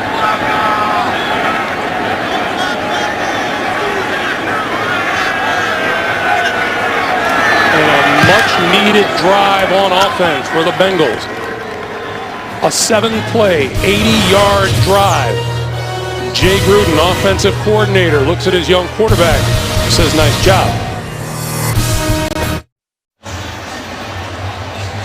6:51 to play here in the 3rd quarter, and Andy Dalton engineered a much-needed offensive drive, Dan, for the Cincinnati Bengals, because they had clearly lost the momentum since early in the game. Well, he bought so much time on that one scramble, but then he did get aided a little bit by the Ravens losing track of Jermaine Gresham, and then when they had to muscle up right on the goal line, they got pushed back into the end zone. That was, give some credit where it's due there to that front line of the Bengals. Their offensive line got it done. Chris Carr deep in his own end zone for the kick. One thing about the NFL, you're never comfortable for very long, are you? 17-7, it seemed mighty tidy, and then all of a sudden, it's not tidy anymore. It's not. Carr will not run this one out. The ball will come out to the 20-yard line. We'll take a timeout, and when we come back, we will have a conversation, visit with one Mr. Jack Harbaugh right after this.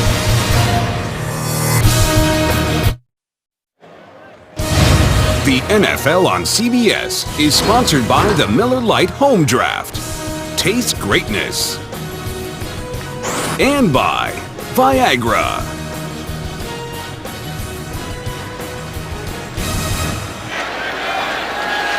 Welcome back to Baltimore, everyone. First down for the Ravens at their own 20-yard line. Baltimore with a 17-14 lead, 6:51 to play in the third quarter.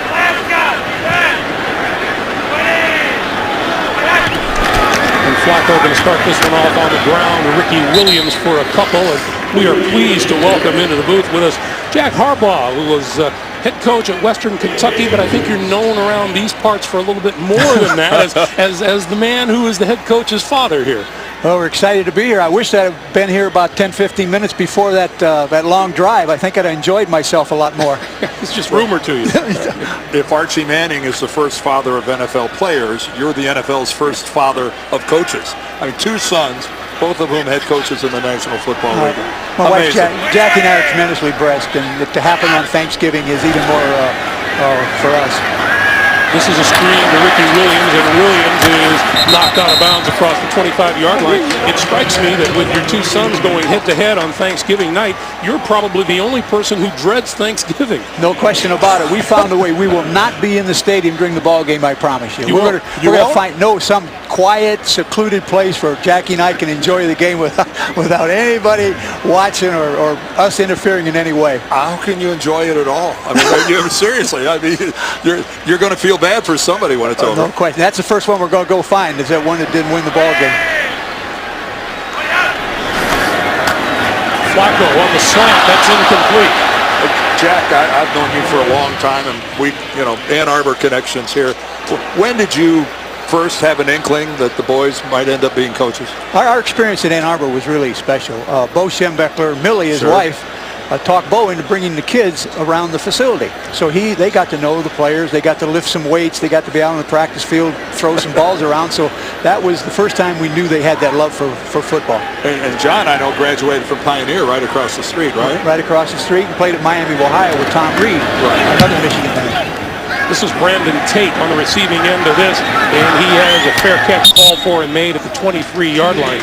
Coach, what kind of traits did you think that you passed on to the guys to be decent head coaches? I don't think much. I think most of their training for coaching came from my wife, Jackie. I mean, she has a spirit. She has a love for sport. I think I was busy coaching other people's youngsters, and she was coaching our kids, so she deserves all the credit. Now let me get this right. They both send you.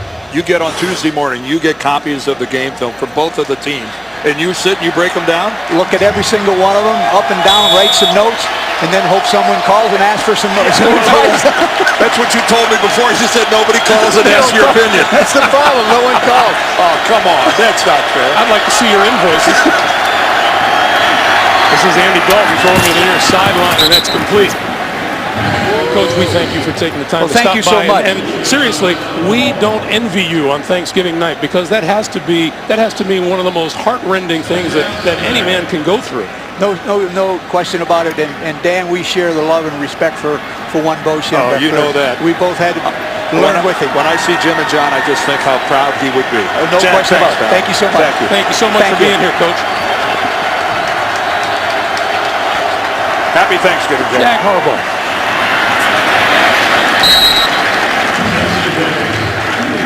Although you wonder, Dan, is it going to be a happy Thanksgiving? Well, it's going to. John Harbaugh, his Thanksgiving will be a lot better if he gets Ray Lewis back by Thursday.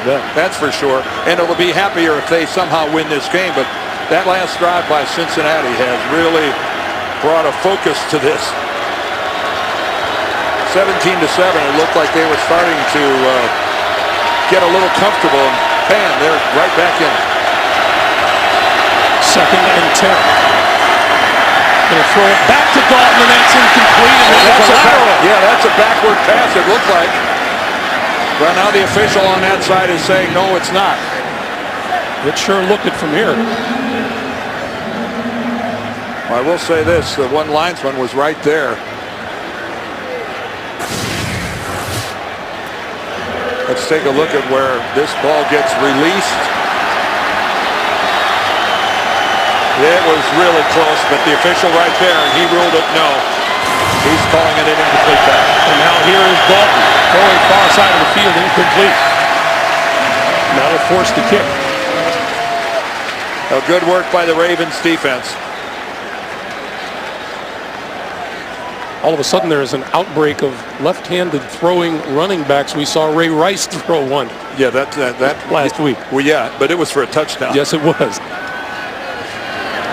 7th punt of the day by the Bengals. Webb deep at his own 25. Fair catch ball for him, made at about the 30 or the 31. We have 4:02 to play in the third. It's a 3-point game. Ooh, thank you. 4:02 to play in the third quarter here in Baltimore. 17-14 Ravens. Baltimore ball at the 32.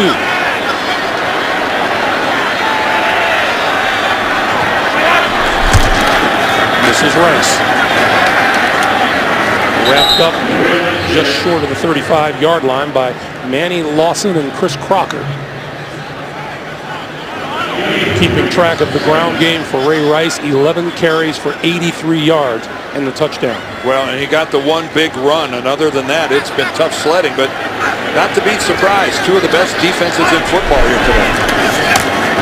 Rice again, running room right side, breaks it free, penalty marker flies, he's down inside the 40-yard line.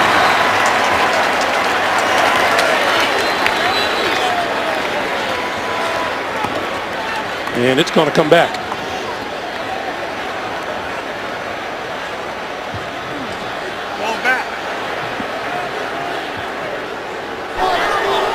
Personal foul, illegal crackback, offense, number 82. 15-yard penalty, repeat second down. That nullifies a 26-yard run. I believe Torrey Smith had a penalty that brought back a long run by Ray Rice a couple weeks ago. All right, coming in.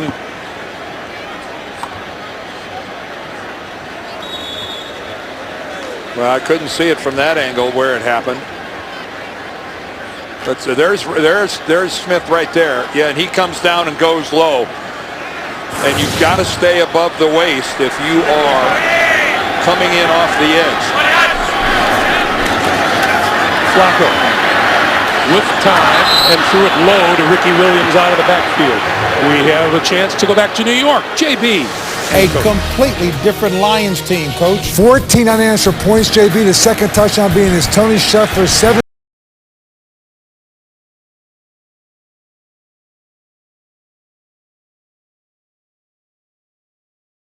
Wow. Back to Greg and Dan. You know, Dan, I go all the way back to the preseason. We saw that same bad dance from Tony Sheffer.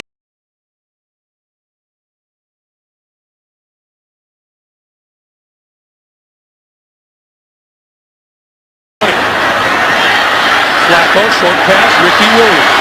Williams straight ahead to about the 35, and we have another penalty marker in the backfield. Well, if this is a hold or anything like that, I'm sure they'll decline it. Holding, offense number 74. 10-yard penalty, repeat third down. Well, they are going to go ahead and make them do it again. It would have brought up a fourth down in a punting situation. Michael Orr, number 74, right there working against Carlos Dunlap. Well, I've seen a lot worse than that. That wasn't when Michael Orr is kind of saying what was that all about, I think he's got a case. That wasn't egregious. No, far from it. Well, Bengals going backwards on this drive. They've lost 20 yards. Well, Marvin Lewis better hope that they don't convert this third down. Quick pass out here. Torrey Smith. Smith, 25, 30. And out to about the 33-yard line, and that'll force the punt. Now you're basically back to where you were before.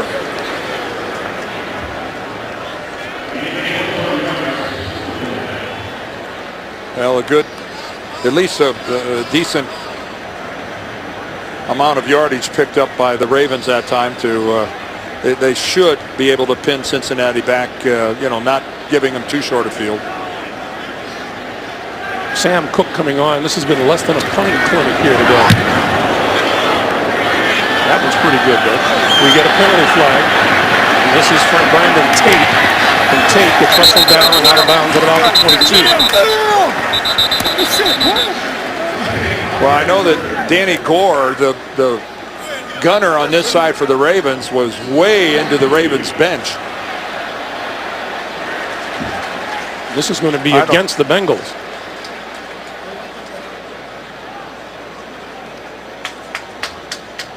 Once a guy gets out of bounds, you've got to give him a chance to get back in. He, on the other hand, has to work to get back in. During the kick, personal foul, unnecessary roughness, number 27, the receiving team, blocking an opposing player who's out of bounds. Half the distance to the goal. First down. That was Jabril Wilson, and that was the infraction you were talking about, Dan. It's the most American game played. When we graduate, we'll be on the same team. But when we're on that field, we do not like each other. They're there for a special reason. It's not just about the football. That's a Game of Honor premiering December 21st only on Showtime, and a special behind-the-scenes look December the 3rd on CBS. I had the honor of calling an Army-Navy game in 2001, not long after 9/11, and it was had a chance to go to both to West Point and Annapolis and have lunch with the cadets and the midshipmen. It was a wonderful experience. The penalty backs the Bengals up to their own 8-yard line.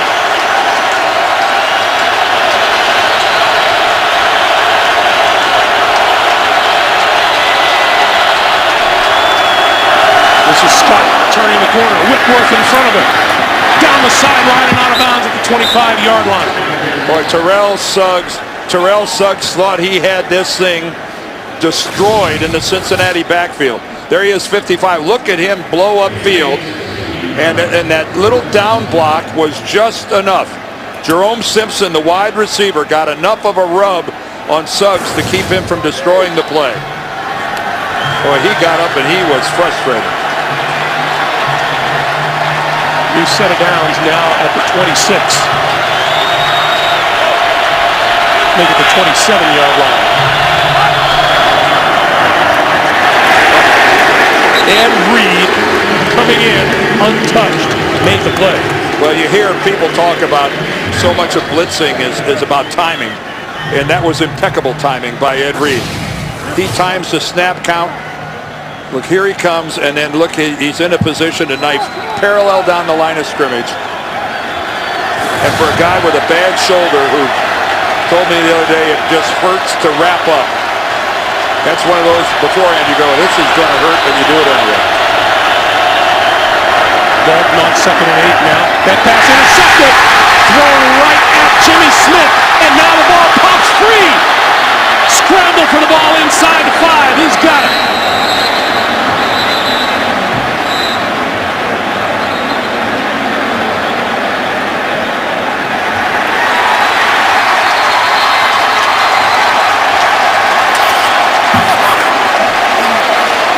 Brandon Iron Badesio certainly has it now, and he officially gets credit for it. And Ron Winter, the official, is down on his knees. The referee, Ron Winter, not up yet. Well, it was a rookie mistake followed by another rookie mistake, because Jimmy Smith was carrying that football away from his body and didn't feel coming from behind. Simpson popped it out. And Ron Winter just got buried. Oh. And then, of course, he's underneath the scrum going for the football, and Ron Winter all but disappears. He looks like he's okay.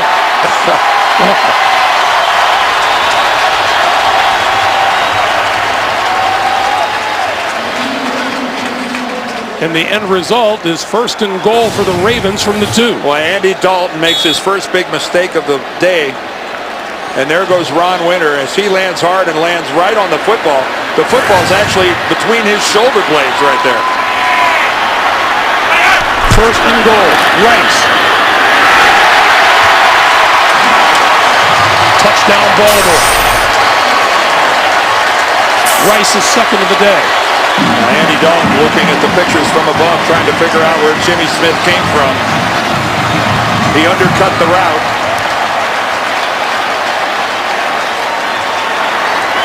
That was as much of a gift as Flacco presented the Bengals with earlier. It was, I'm not sure it was quite that bad. But it was right to him. No question. Jimmy Smith didn't move much. No, he didn't. I guess there was just a little more traffic in the area. Cundiff with the extra point. And Baltimore back to a 10-point lead. Great surge. Boy, that was well done again. Marshall Yanda is just kicking some butt here today. Marshall Yanda at the point of attack. He's all the way back into the end zone. Look at him, number 73 in the upper left, and Ray Rice puts a shoulder. That is called following your blocker.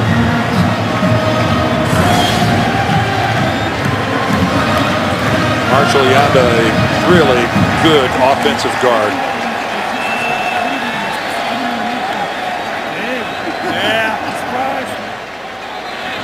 Yeah, that's offensive linemen love that. They love being able to stuff it into the end zone on short yards like that. That's just basic physical football. Meanwhile, Andy Dalton, he's not going quite the way they're supposed to so far today. And Cincinnati now down by 10 once again. Half a minute to play here in the 3rd quarter.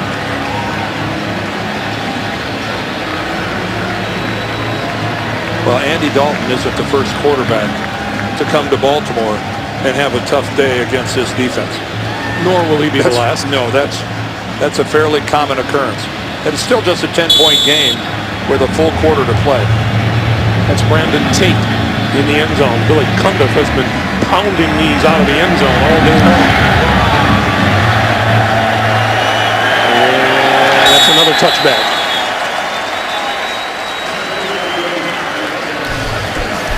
Well, Andy Dalton's day, it's been a mixed bag. Started off the day with that throw to Simpson right along the sideline, and this was right towards the end of the first half, but you don't challenge the middle of the field with Ed Reed there. And then the last one, again, Jimmy Smith, heads up play to make the interception, and then Jimmy Smith got saved by Brendan Ian-Badejo, recovering the fumble that kept the Ravens in great scoring position. For first down, this is Cedric Benson, and Benson with a hole on the left side. Out across the 25 to about 28, maybe the 29-yard line. Terrell Suggs with the stop, and that appears that might be the last play here in the 3rd quarter. We'll see. Well, Cincinnati's got enough time to run one if they choose. They're coming up to the line.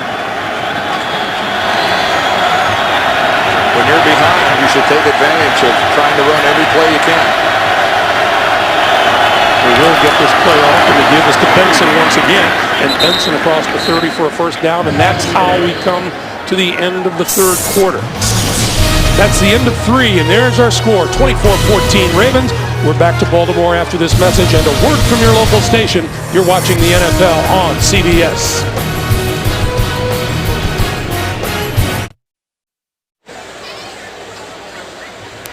Along with our producer, Mark Wolf, our director, Bob Fishman, Greg Gumbel, Dan Deerdorf, the Cincinnati Bengals in need of a 4th quarter.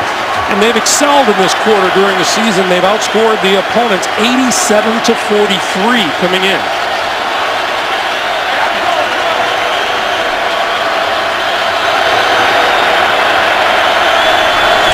On first down, Dalton with the keeper. Oh my gosh, they're running the option. It is recovered back there by Andrew Hawkins. Oh, Jay Gruden has been watching Tim Tebow and the Broncos. Are you, did I really just see this? Andy Dalton trying to run the option? Well, he did a nice job of setting up the defense. Not a very good job on the pitch. All told, 2-yard gain, 2nd and 8. I'd put that one away for a while. Dalton throws, sideline. It is intercepted. Picked off by Ladarius Webb. And what an interception that was. Wow.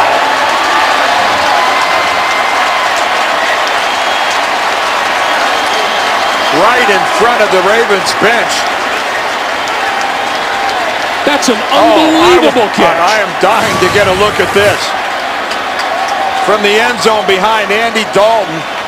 And look at Webb, and what a fantastic job of securing the football. Look at him pull it into his chest, hit the ground, and hold on to it.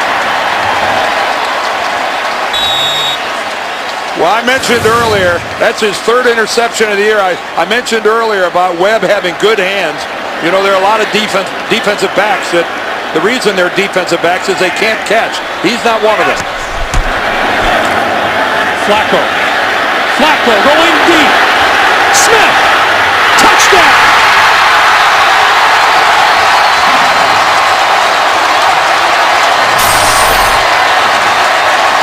Well, that was really close with Torrey Smith getting both feet down in the end zone because he was going full stride. Oh, what a luxury to have a guy who can run by just about any defensive back in football. And the safety right there, Chris Crocker, Reggie Nelson, they have no chance. And 2 feet down. And Joe Flacco throws a perfect strike. Now this is, where does he have complete possession of the football? The right foot's down. The 2nd foot is inbounds. I think the whole issue is whether or not he had complete control of the football when the right foot was down in the end zone. Ron Winter awaits work from upstairs, and it's good. It is a touchdown. Bombs away.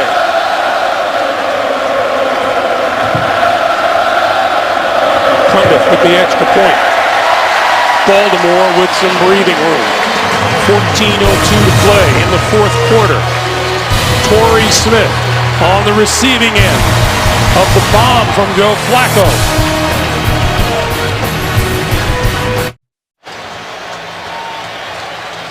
It's amazing in the National Football League how the sour taste from one weekend can turn into such sweet feelings the following week.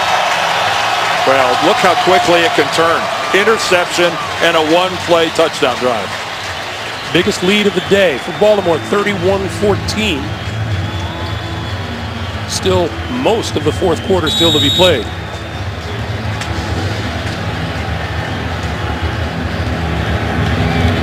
Brandon Tate hoping to get a chance to return one. And he won't. Let's go back to that touchdown play. Well, first of all, it's a running formation again. They're in the eye, 2 tight ends, but here's Smith right here who just but see these 2 guys? They're called safeties. You know why they're called safeties? Because nobody's supposed to get behind them. Well, so much for that. Torrey Smith splits them. A perfect throw from Joe Flacco. And the speed of Torrey Smith is just more than a lot of secondaries can handle. And right there, the Bengals looked flat-footed. There's Chris Crocker. They were playing run all the way. They had 8 guys up towards the line of scrimmage. A run formation all the way. Well-designed play by the Ravens. Here's Andy Dalton now. His last 2 passes have been picked off. From the shotgun, far side of the field. And that one is complete and out of bounds to Jerome Simpson, to JB and the coach in New York.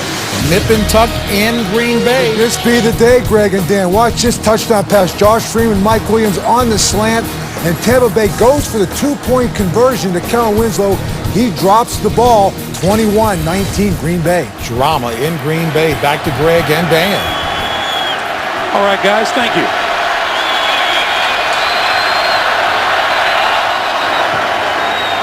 And we get a penalty, flag, and a procedure call against the Bengals. False start. Offense number 71. 5-yard penalty. Remains first down. Well, you can see that Baltimore, with those 3 takeaways, has gotten 2 touchdowns off of it. And the lone time that Cincinnati got one, that they weren't able to do anything with it. It's a young team that Marvin Lewis has.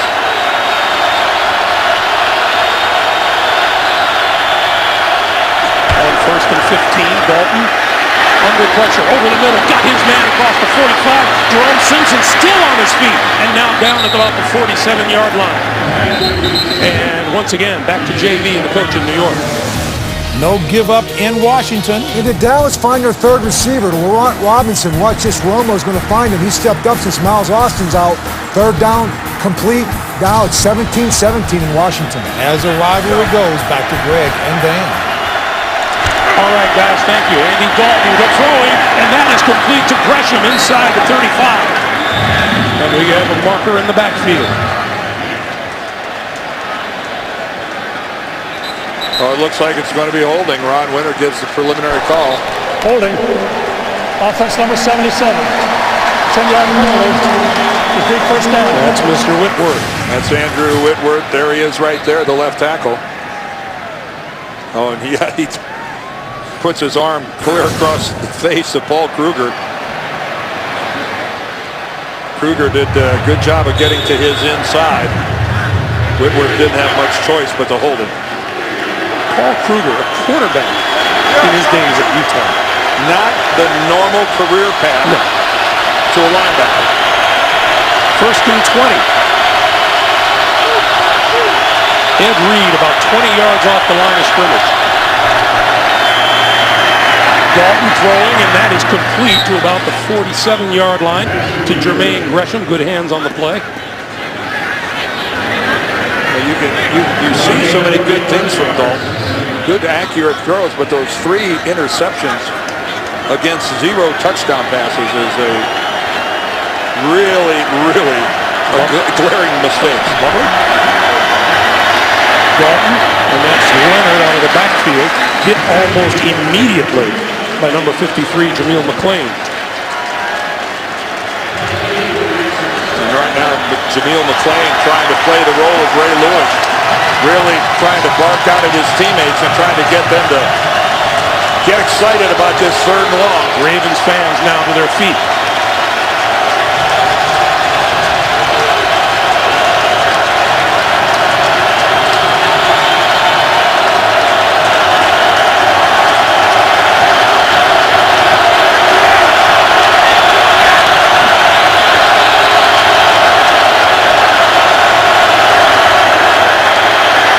Dalton down the sideline, has his man wide open, and he's got him! Andre Caldwell for the touchdown! Oh, and the rookie Jimmy Smith, he got beaten and beaten badly. We knew that Jimmy Smith was going to get a lot more playing time. And that he got the interception last time around, but this time he's out there all by himself. And he has been had by about a good 2 yards.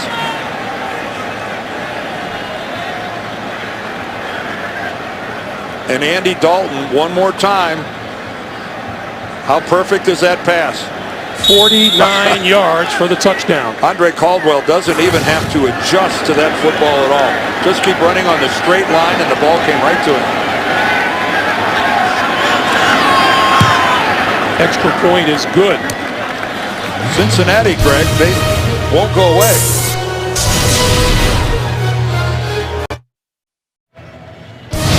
The NFL on CBS is sponsored by K Jewelers, the #1 jewelry store in America. Every kiss begins with K. The Philips Norelco Senso Touch 3D, a great shave, dry or wet with gel or foam. And by the Droid Razor, thin is no longer frail, only at Verizon. That 49-yard touchdown pass, the longest scoring play allowed by the Ravens this season. And this is the 4th straight game now that they've allowed 20 or more points to the opposition. Well, it's a new adversary that the Ravens are facing. It's the same Bengals uniforms, but no Carson Palmer and no Chad Ochocinco and no Terrell Owens. But it's the same rough and tumble physical football team. Darius Webb will not return this one. He'll take a knee, and they'll start at the 20-yard line when we come back. 10:59 to play in regulation.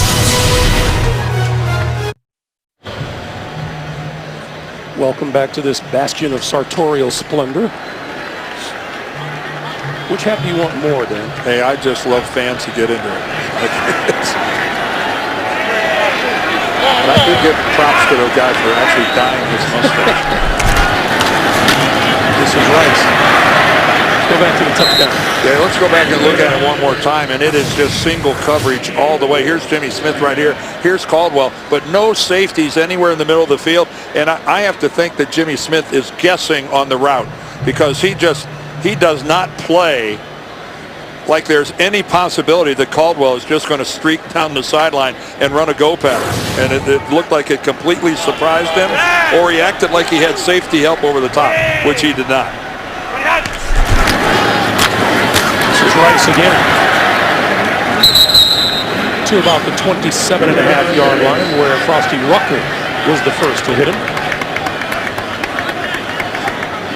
And Vontae Leach making his presence felt. Well, Vontae Leach is a tough guy. He needs to get back in the huddle. All right, point made. The Ravens were really thrilled to sign this free agent from the Texans. And the Texans were sorry he left. They wanted to keep Vontae Leach, but they couldn't compete financially or chose not to compete with the offer the Ravens made. On 33, Rice not going to get the first down. Domata Peko. Well, Peko is the leader of that defensive line, and you know they're not much of a read and react group. You can see that they blow up field, they penetrate gaps and creases, and they try to disrupt blocking patterns. And this group, they are stout, and that is a compliment. So Brandon Tate is deep for the kick.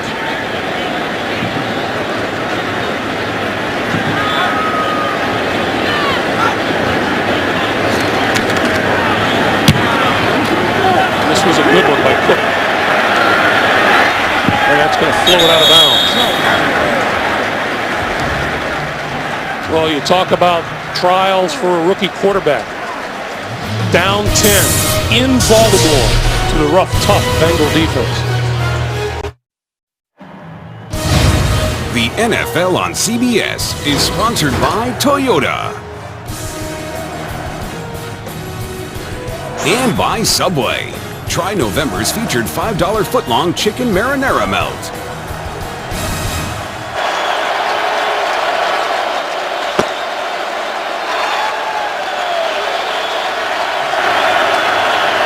On first down. Dalton's pass batted down on the far side of the field by Kerry Williams. That last touchdown throw just kind of cements what we've known about Andy Dalton, that he's pretty good for a rookie quarterback. Yeah, look at that company. Now, this is through their first 10 career games played, not necessarily the first 10 games of their rookie season. You can see Dan Marino is out front, but that's anytime you're in any graphic that involves Marino and Manning, you're okay. Good place to be. 2nd and 10. Give us to Leonard. Leonard down at about the 23. Yeah, good job by Jimmy Smith, the corner, coming in there and sticking his face in it, making a good tackle. And here come the Ravens fans.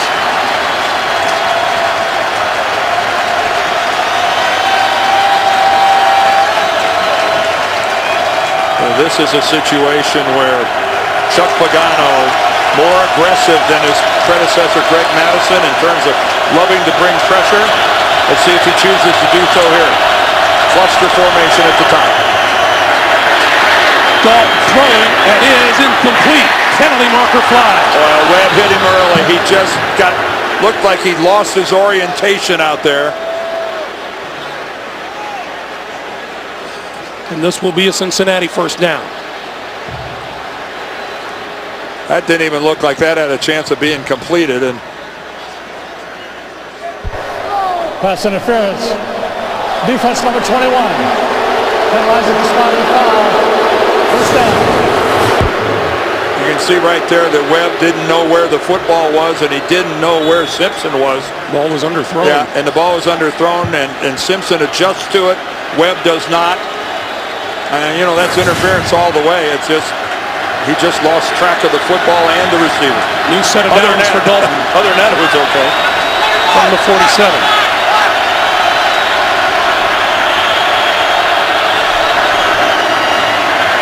Little pump fake, throwing over the middle, and that's caught by Jermaine Gresham inside the 40-yard line. Boy, what a great pair of hands he has. Boy, and Ed Reed and Jameel McClain, both a little worse for wear.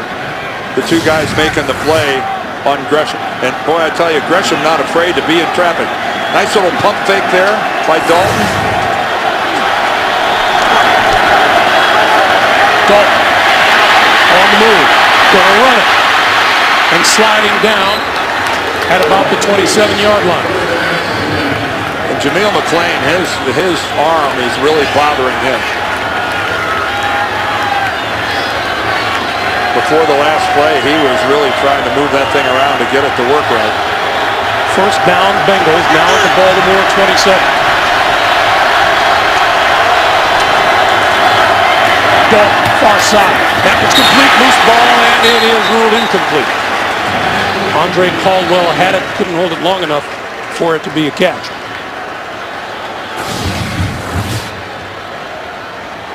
Well, he delivers the ball right there. That was really, really close to being a completed pass. And a fumble. That was really, really close. It looked like Caldwell took 2 steps after securing that ball.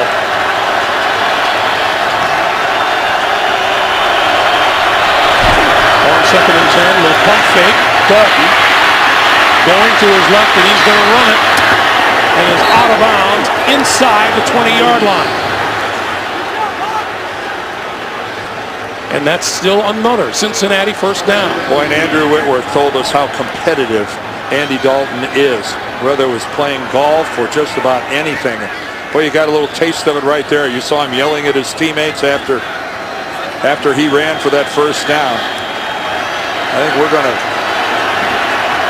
be looking at Andy Dalton playing good football in this league for a long time. This is Leonard. Stood up by McClain at about the 25. As we come up on 6.5 to play in regulation. And again, this is the kind of a time where the defense needs to make a stand, and boy, you really miss the emotional foundation of Ray Lewis that you get to stand upon in a situation like this. He can't do anything for you over on the sidelines with the bad right foot.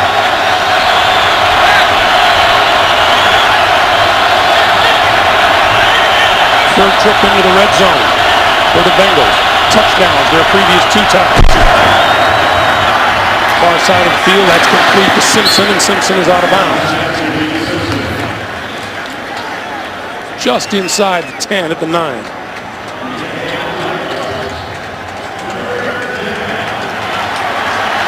Well, Chuck Pagano, the defensive coordinator, and now Jay Gruden, the offensive coordinator of Cincinnati. There's another guy that, you know, obviously the Gruden bloodline, but a real background in the Arena League, and his first shot at really running the show in an NFL setting.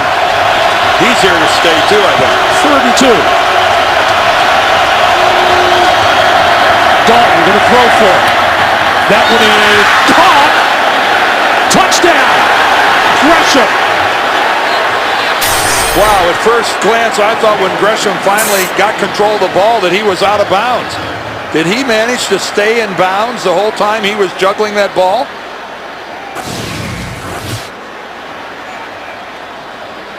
There's the catch. Where does he?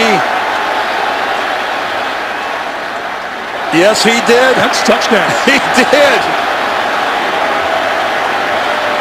From the far side of the field where we are, I'm looking at that going, is that athletically possible to stay in bounds? But he has control of the football across the plane of the end zone.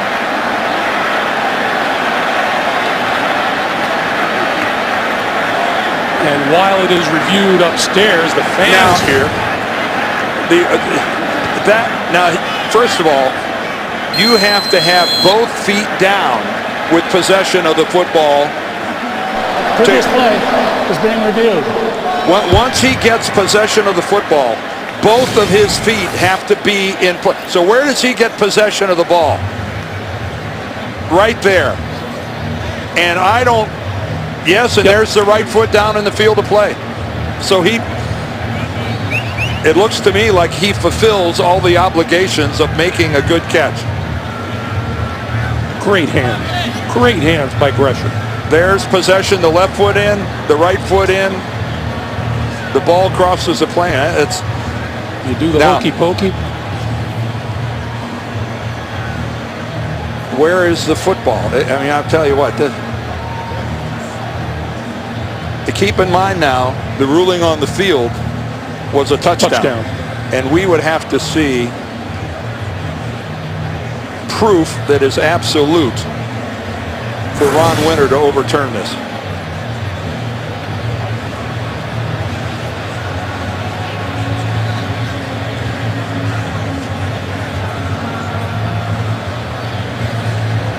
I am marveling at Jermaine Gresham's athleticism in what he was able to execute over there. All day long.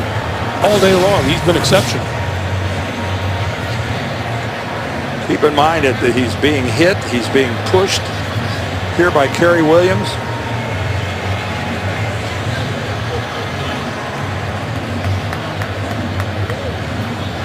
So things come to a grinding halt here with 5:35 on the clock.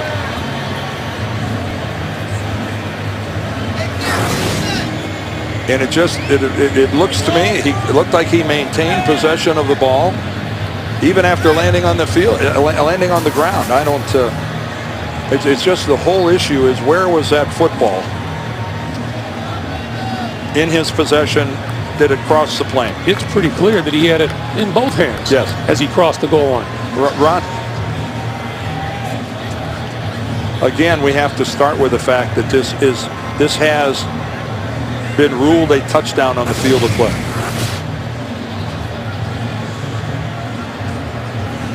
That's pretty obviously possession with one foot on the ground, and there's the right foot. And, you know, from that angle, you know, it's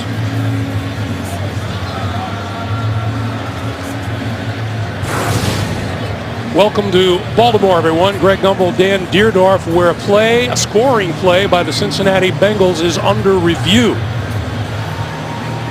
An Andy Dalton to Jermaine Gresham pass, which has been called a touchdown on the field, is being looked at by referee Ron Winter. Now, the other thing, Dan, was if he held possession all the way to the ground. Well, again, let's take a look at it. Let's take one more look at it.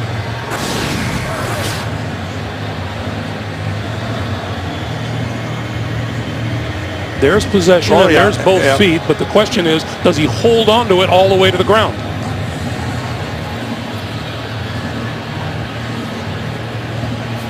This could be a little bit of the Calvin Johnson rule coming into play. Not that it's a rule, but when this ball touches the ground, you know what? Wow. Well, now that's the first time we've had a look at that. And in that one, the ball appears to separate from his hand a little bit. Now on that look, You could Every other angle that I looked at, it looked like he maintained possession of the football all the way through. That last look, you could see the ball come loose from his hand a little bit. He's got to maintain that all the way through. Here's Ron Winter.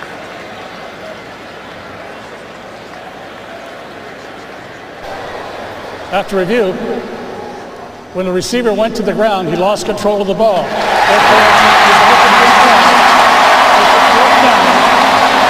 Those of you just joining us here in Baltimore, a touchdown pass has just been reversed. And everything here, but from the other angles, when the football in his right hand touches the ground, it looks, even that angle, it looks like he's still maintaining control. But here's the one right there. You can see it come a little loose from his hand, and it's on the ground. Well, that is really,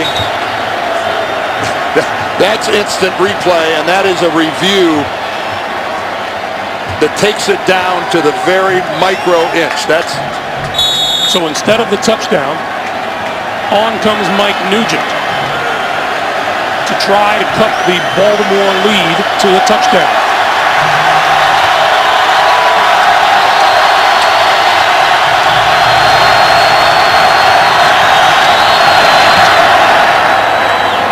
And that field goal from 27 yards out is good. 5:32 to play here in the fourth quarter, and Baltimore's lead is now 31-24. Let's go back and look at it again. Well, there it is. And again, remember, you've got to be able to hit the ground. The ball, if the ball touches the ground, it's got to be firmly in your grasp. And there is the look where you could see the nose of the ball is sitting on the ground, and it appears to have separated from Jermaine Gresham's hand. And very reminiscent, I mentioned the Calvin Johnson play. You're saying what is a catch and what is not a catch. And here is Calvin Johnson. This was from a year ago, and he's got the catch, and he puts the ball on the ground, but when the ball touches the ground, he had to hold on to it to make it a completed catch. And while this wasn't quite as easy to see as Calvin Johnson's, that one look there, I think that's the definitive look that Ron Winter was able to look at and say he did not keep 100% possession and control of the football. So instead of a touchdown, Cincinnati settles for a field goal. 31-24 Baltimore, 5.5 to play. Both teams 3 timeouts remaining. I just got to tell you, from every other look, I thought he maintained control of the ball.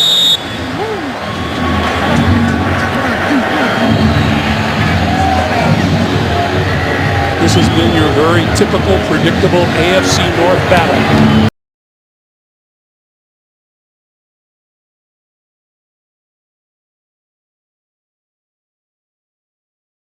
On CBS heats up the holiday. Friday, the Razorbacks tangle with the top-ranked LSU Bayou Bengals. Then on Saturday, rivals clash. The Crimson Tide of Alabama against Auburn. That's all coming up this weekend here on CBS. Well, with all the chaos that took place in the BCS this weekend, I don't know how you make an argument that Alabama and LSU aren't the 2 best teams in the country, with LSU sitting at the top of the heap. And both will be on CBS this coming weekend. Ray Rice, as the Bengal defense comes out with a little purpose.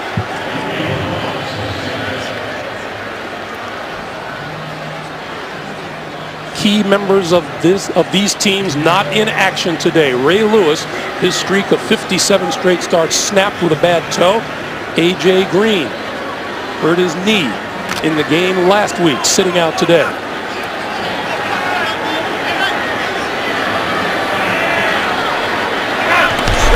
On 2nd and 10, Flacco throws, Rice out of the backfield, running room, first down yardage and then some, out across the 35 to about the 37-yard line. Boy, and that's trusting your quarterback and your receiver. You see the standings here in the North. Now keep in mind, if Baltimore wins this game, they'll have the same record as Pittsburgh, but they've beaten the Steelers twice, so they own the tiebreaker over Pittsburgh. The Browns won today. If Cincinnati were to win, then they move to 7-3, but Pittsburgh has beaten Cincinnati once. So Pittsburgh would have the leg up on the Bengals. Hey, that was a big conversion.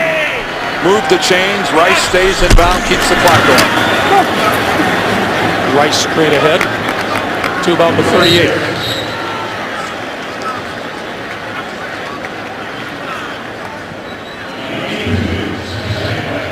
Coming up on 4 minutes to play. As you take a look at the numbers today, Andy Dalton, 303 yards throwing, but 3 costly interceptions. He only had 9 on the season coming into this game. And they hurt because the Ravens got 14 points off those 3 interceptions. Torrey Smith, huge career high, 6 catches and 165 yards. This is Rice again. Rice just across the 45-yard line, will be about a yard short of a first down. This is where running the football is a mentality that you start working on the first day of training camp. It's a physical and a mental toughness, and it's for situations just like this, when you can protect the lead and hammer away with the football and keep possession. Rice with 104 yards rushing, his third 100-yard rushing game of the season. 3rd and 1.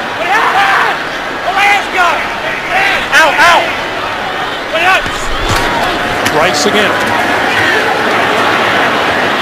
He didn't get there. Well, the Bengals, they committed everything to stopping that. They had 9 guys within about 6 feet of the line of scrimmage. They are all wedged in here right now. They are. And there's one you can't see. They had 9 guys right up there, and the Ravens just not able to get much in the way of movement.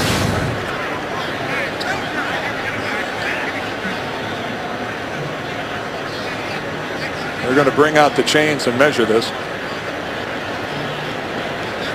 2:39 on the clock.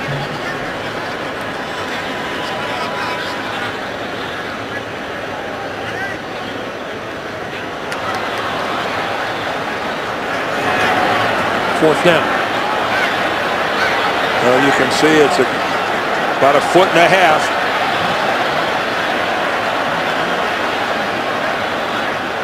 You can't possibly go for it. And John Harbaugh won't. By the way, the big conversation all week was the Baltimore Ravens are going to continue to throw the football as much as they have in past weeks. They have thrown it 28 times today and run it 27 times. Well, for those that were calling for balance, they got their wish. Merry Christmas. Brandon Tate deep.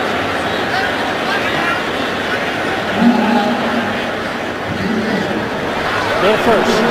And I believe the Bengals have called timeout.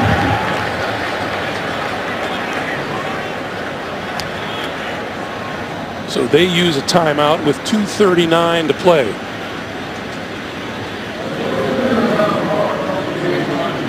Well, because the Ravens ran the ball on that 3rd down attempt, even though they came out to measure it, they start the clock, and so the Ravens were in a position to run a whole bunch of time off the clock, so that's a good stoppage by Cincinnati. You see there by that graphic, the Ravens are not in the habit of losing back-to-back games. Well, that's a sign of a good football team. That's what good football teams do. They don't get on bad streaks. They might throw a clunker every now and then, but they recover quickly.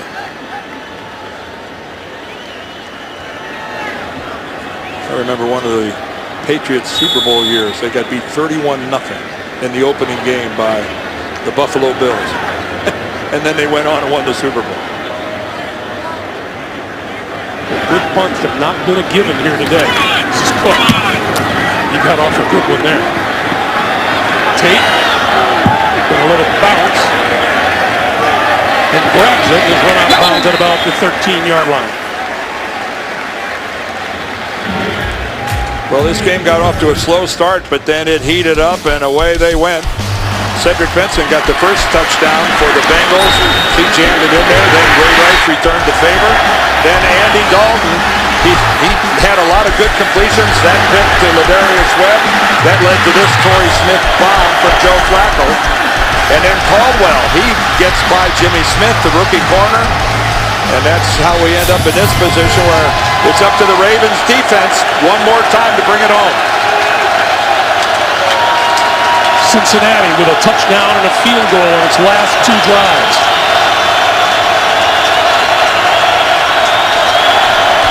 Andy Dalton from the 14. Gonna run it up the middle and down across the 20 to about the 23-yard line. Go get another play off before the 2-minute warning.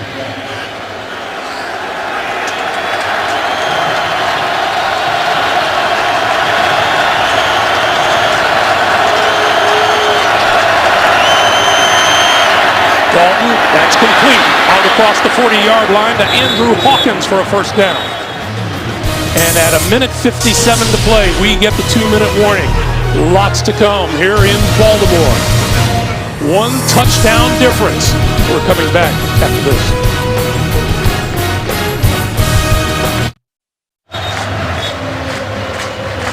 Back in Baltimore, the Bengals coming off of a horrendous 4-12 season a year ago. There is so much more to like about this 2011 edition.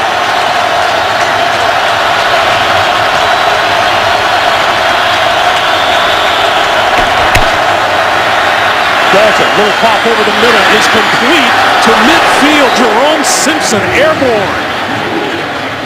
And 2 yards short of a first down.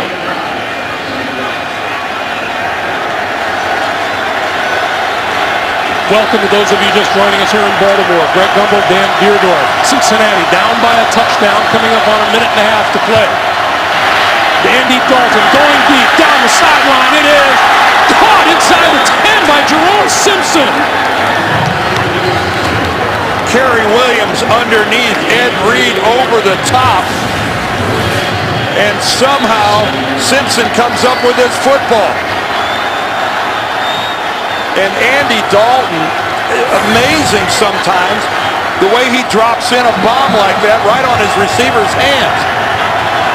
Clock running, 1 minute to play in regulation. Bengals need the touchdown, first and goal. Cincinnati's got 2 timeouts left. Dalton outside, incomplete. Great dive made to break up the pass by Ed Reed. Boy, and Ed Reed gets a break on a football like that, that can end up being an interception. Boy, when Ed Reed is coming across underneath. But he did a good job of deflecting that away because that ball was, again, a strike headed right to Hawkins. Second and goal.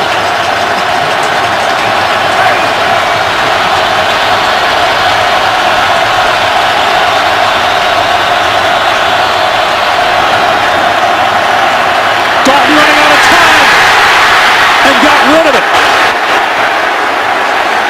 Terrell Suggs was all over him, but he got rid of it, and now the penalty marker is thrown. That's intentional grounding. He was still inside the tackle box. The amazing thing is that was only a 3-man rush by Baltimore.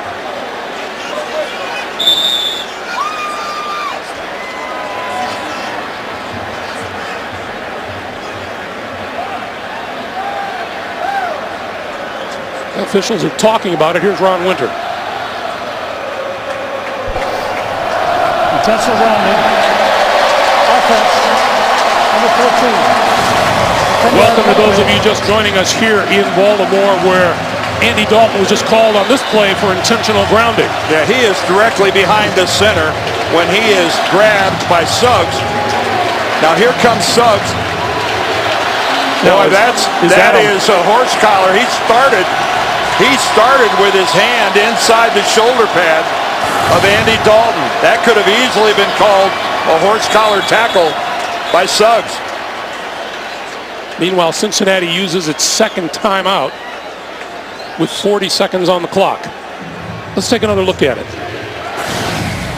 Now he does, Suggs, he's coming in from the right. There's the left hand.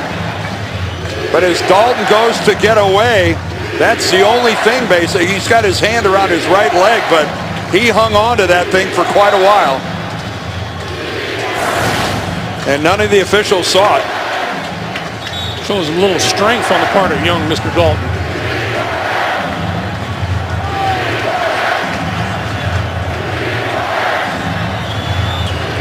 So Cincinnati is down to 1 timeout now, and the line of scrimmage is the 17, and it's 3rd and goal. And this is a compressed field down here. Here's Jimmy Smith, the rookie, at the bottom.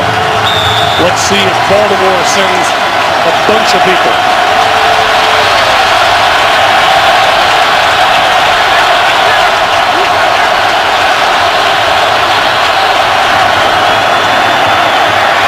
Dalton spinning out of trouble and threw it away.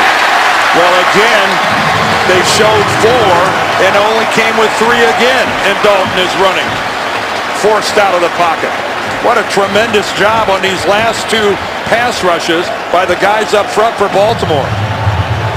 Man, what a luxury when you can only bring 3 rushers, 1 get a sack, and 2 force the quarterback out of the pocket. Those of you who just joined us, remember, this is a Baltimore team playing without Ray Lewis today. Sidelined for the first time in 57 straight games with a toe injury. 4th and goal.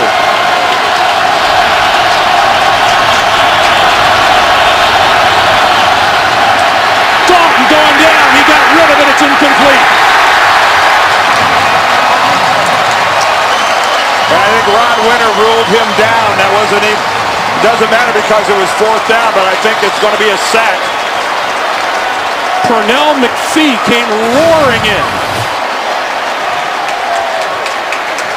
Again, only 3 guys, and McPhee's all, and Dalton's down, and that McPhee at least will get credit for the sack. Boy, did the front line of the Ravens step up on 3 consecutive plays here defending their end zone. On 3 3-man rushes, they create a lot of havoc. Joe Flacco will take a knee. And that'll bring this titanic AFC North battle to an end.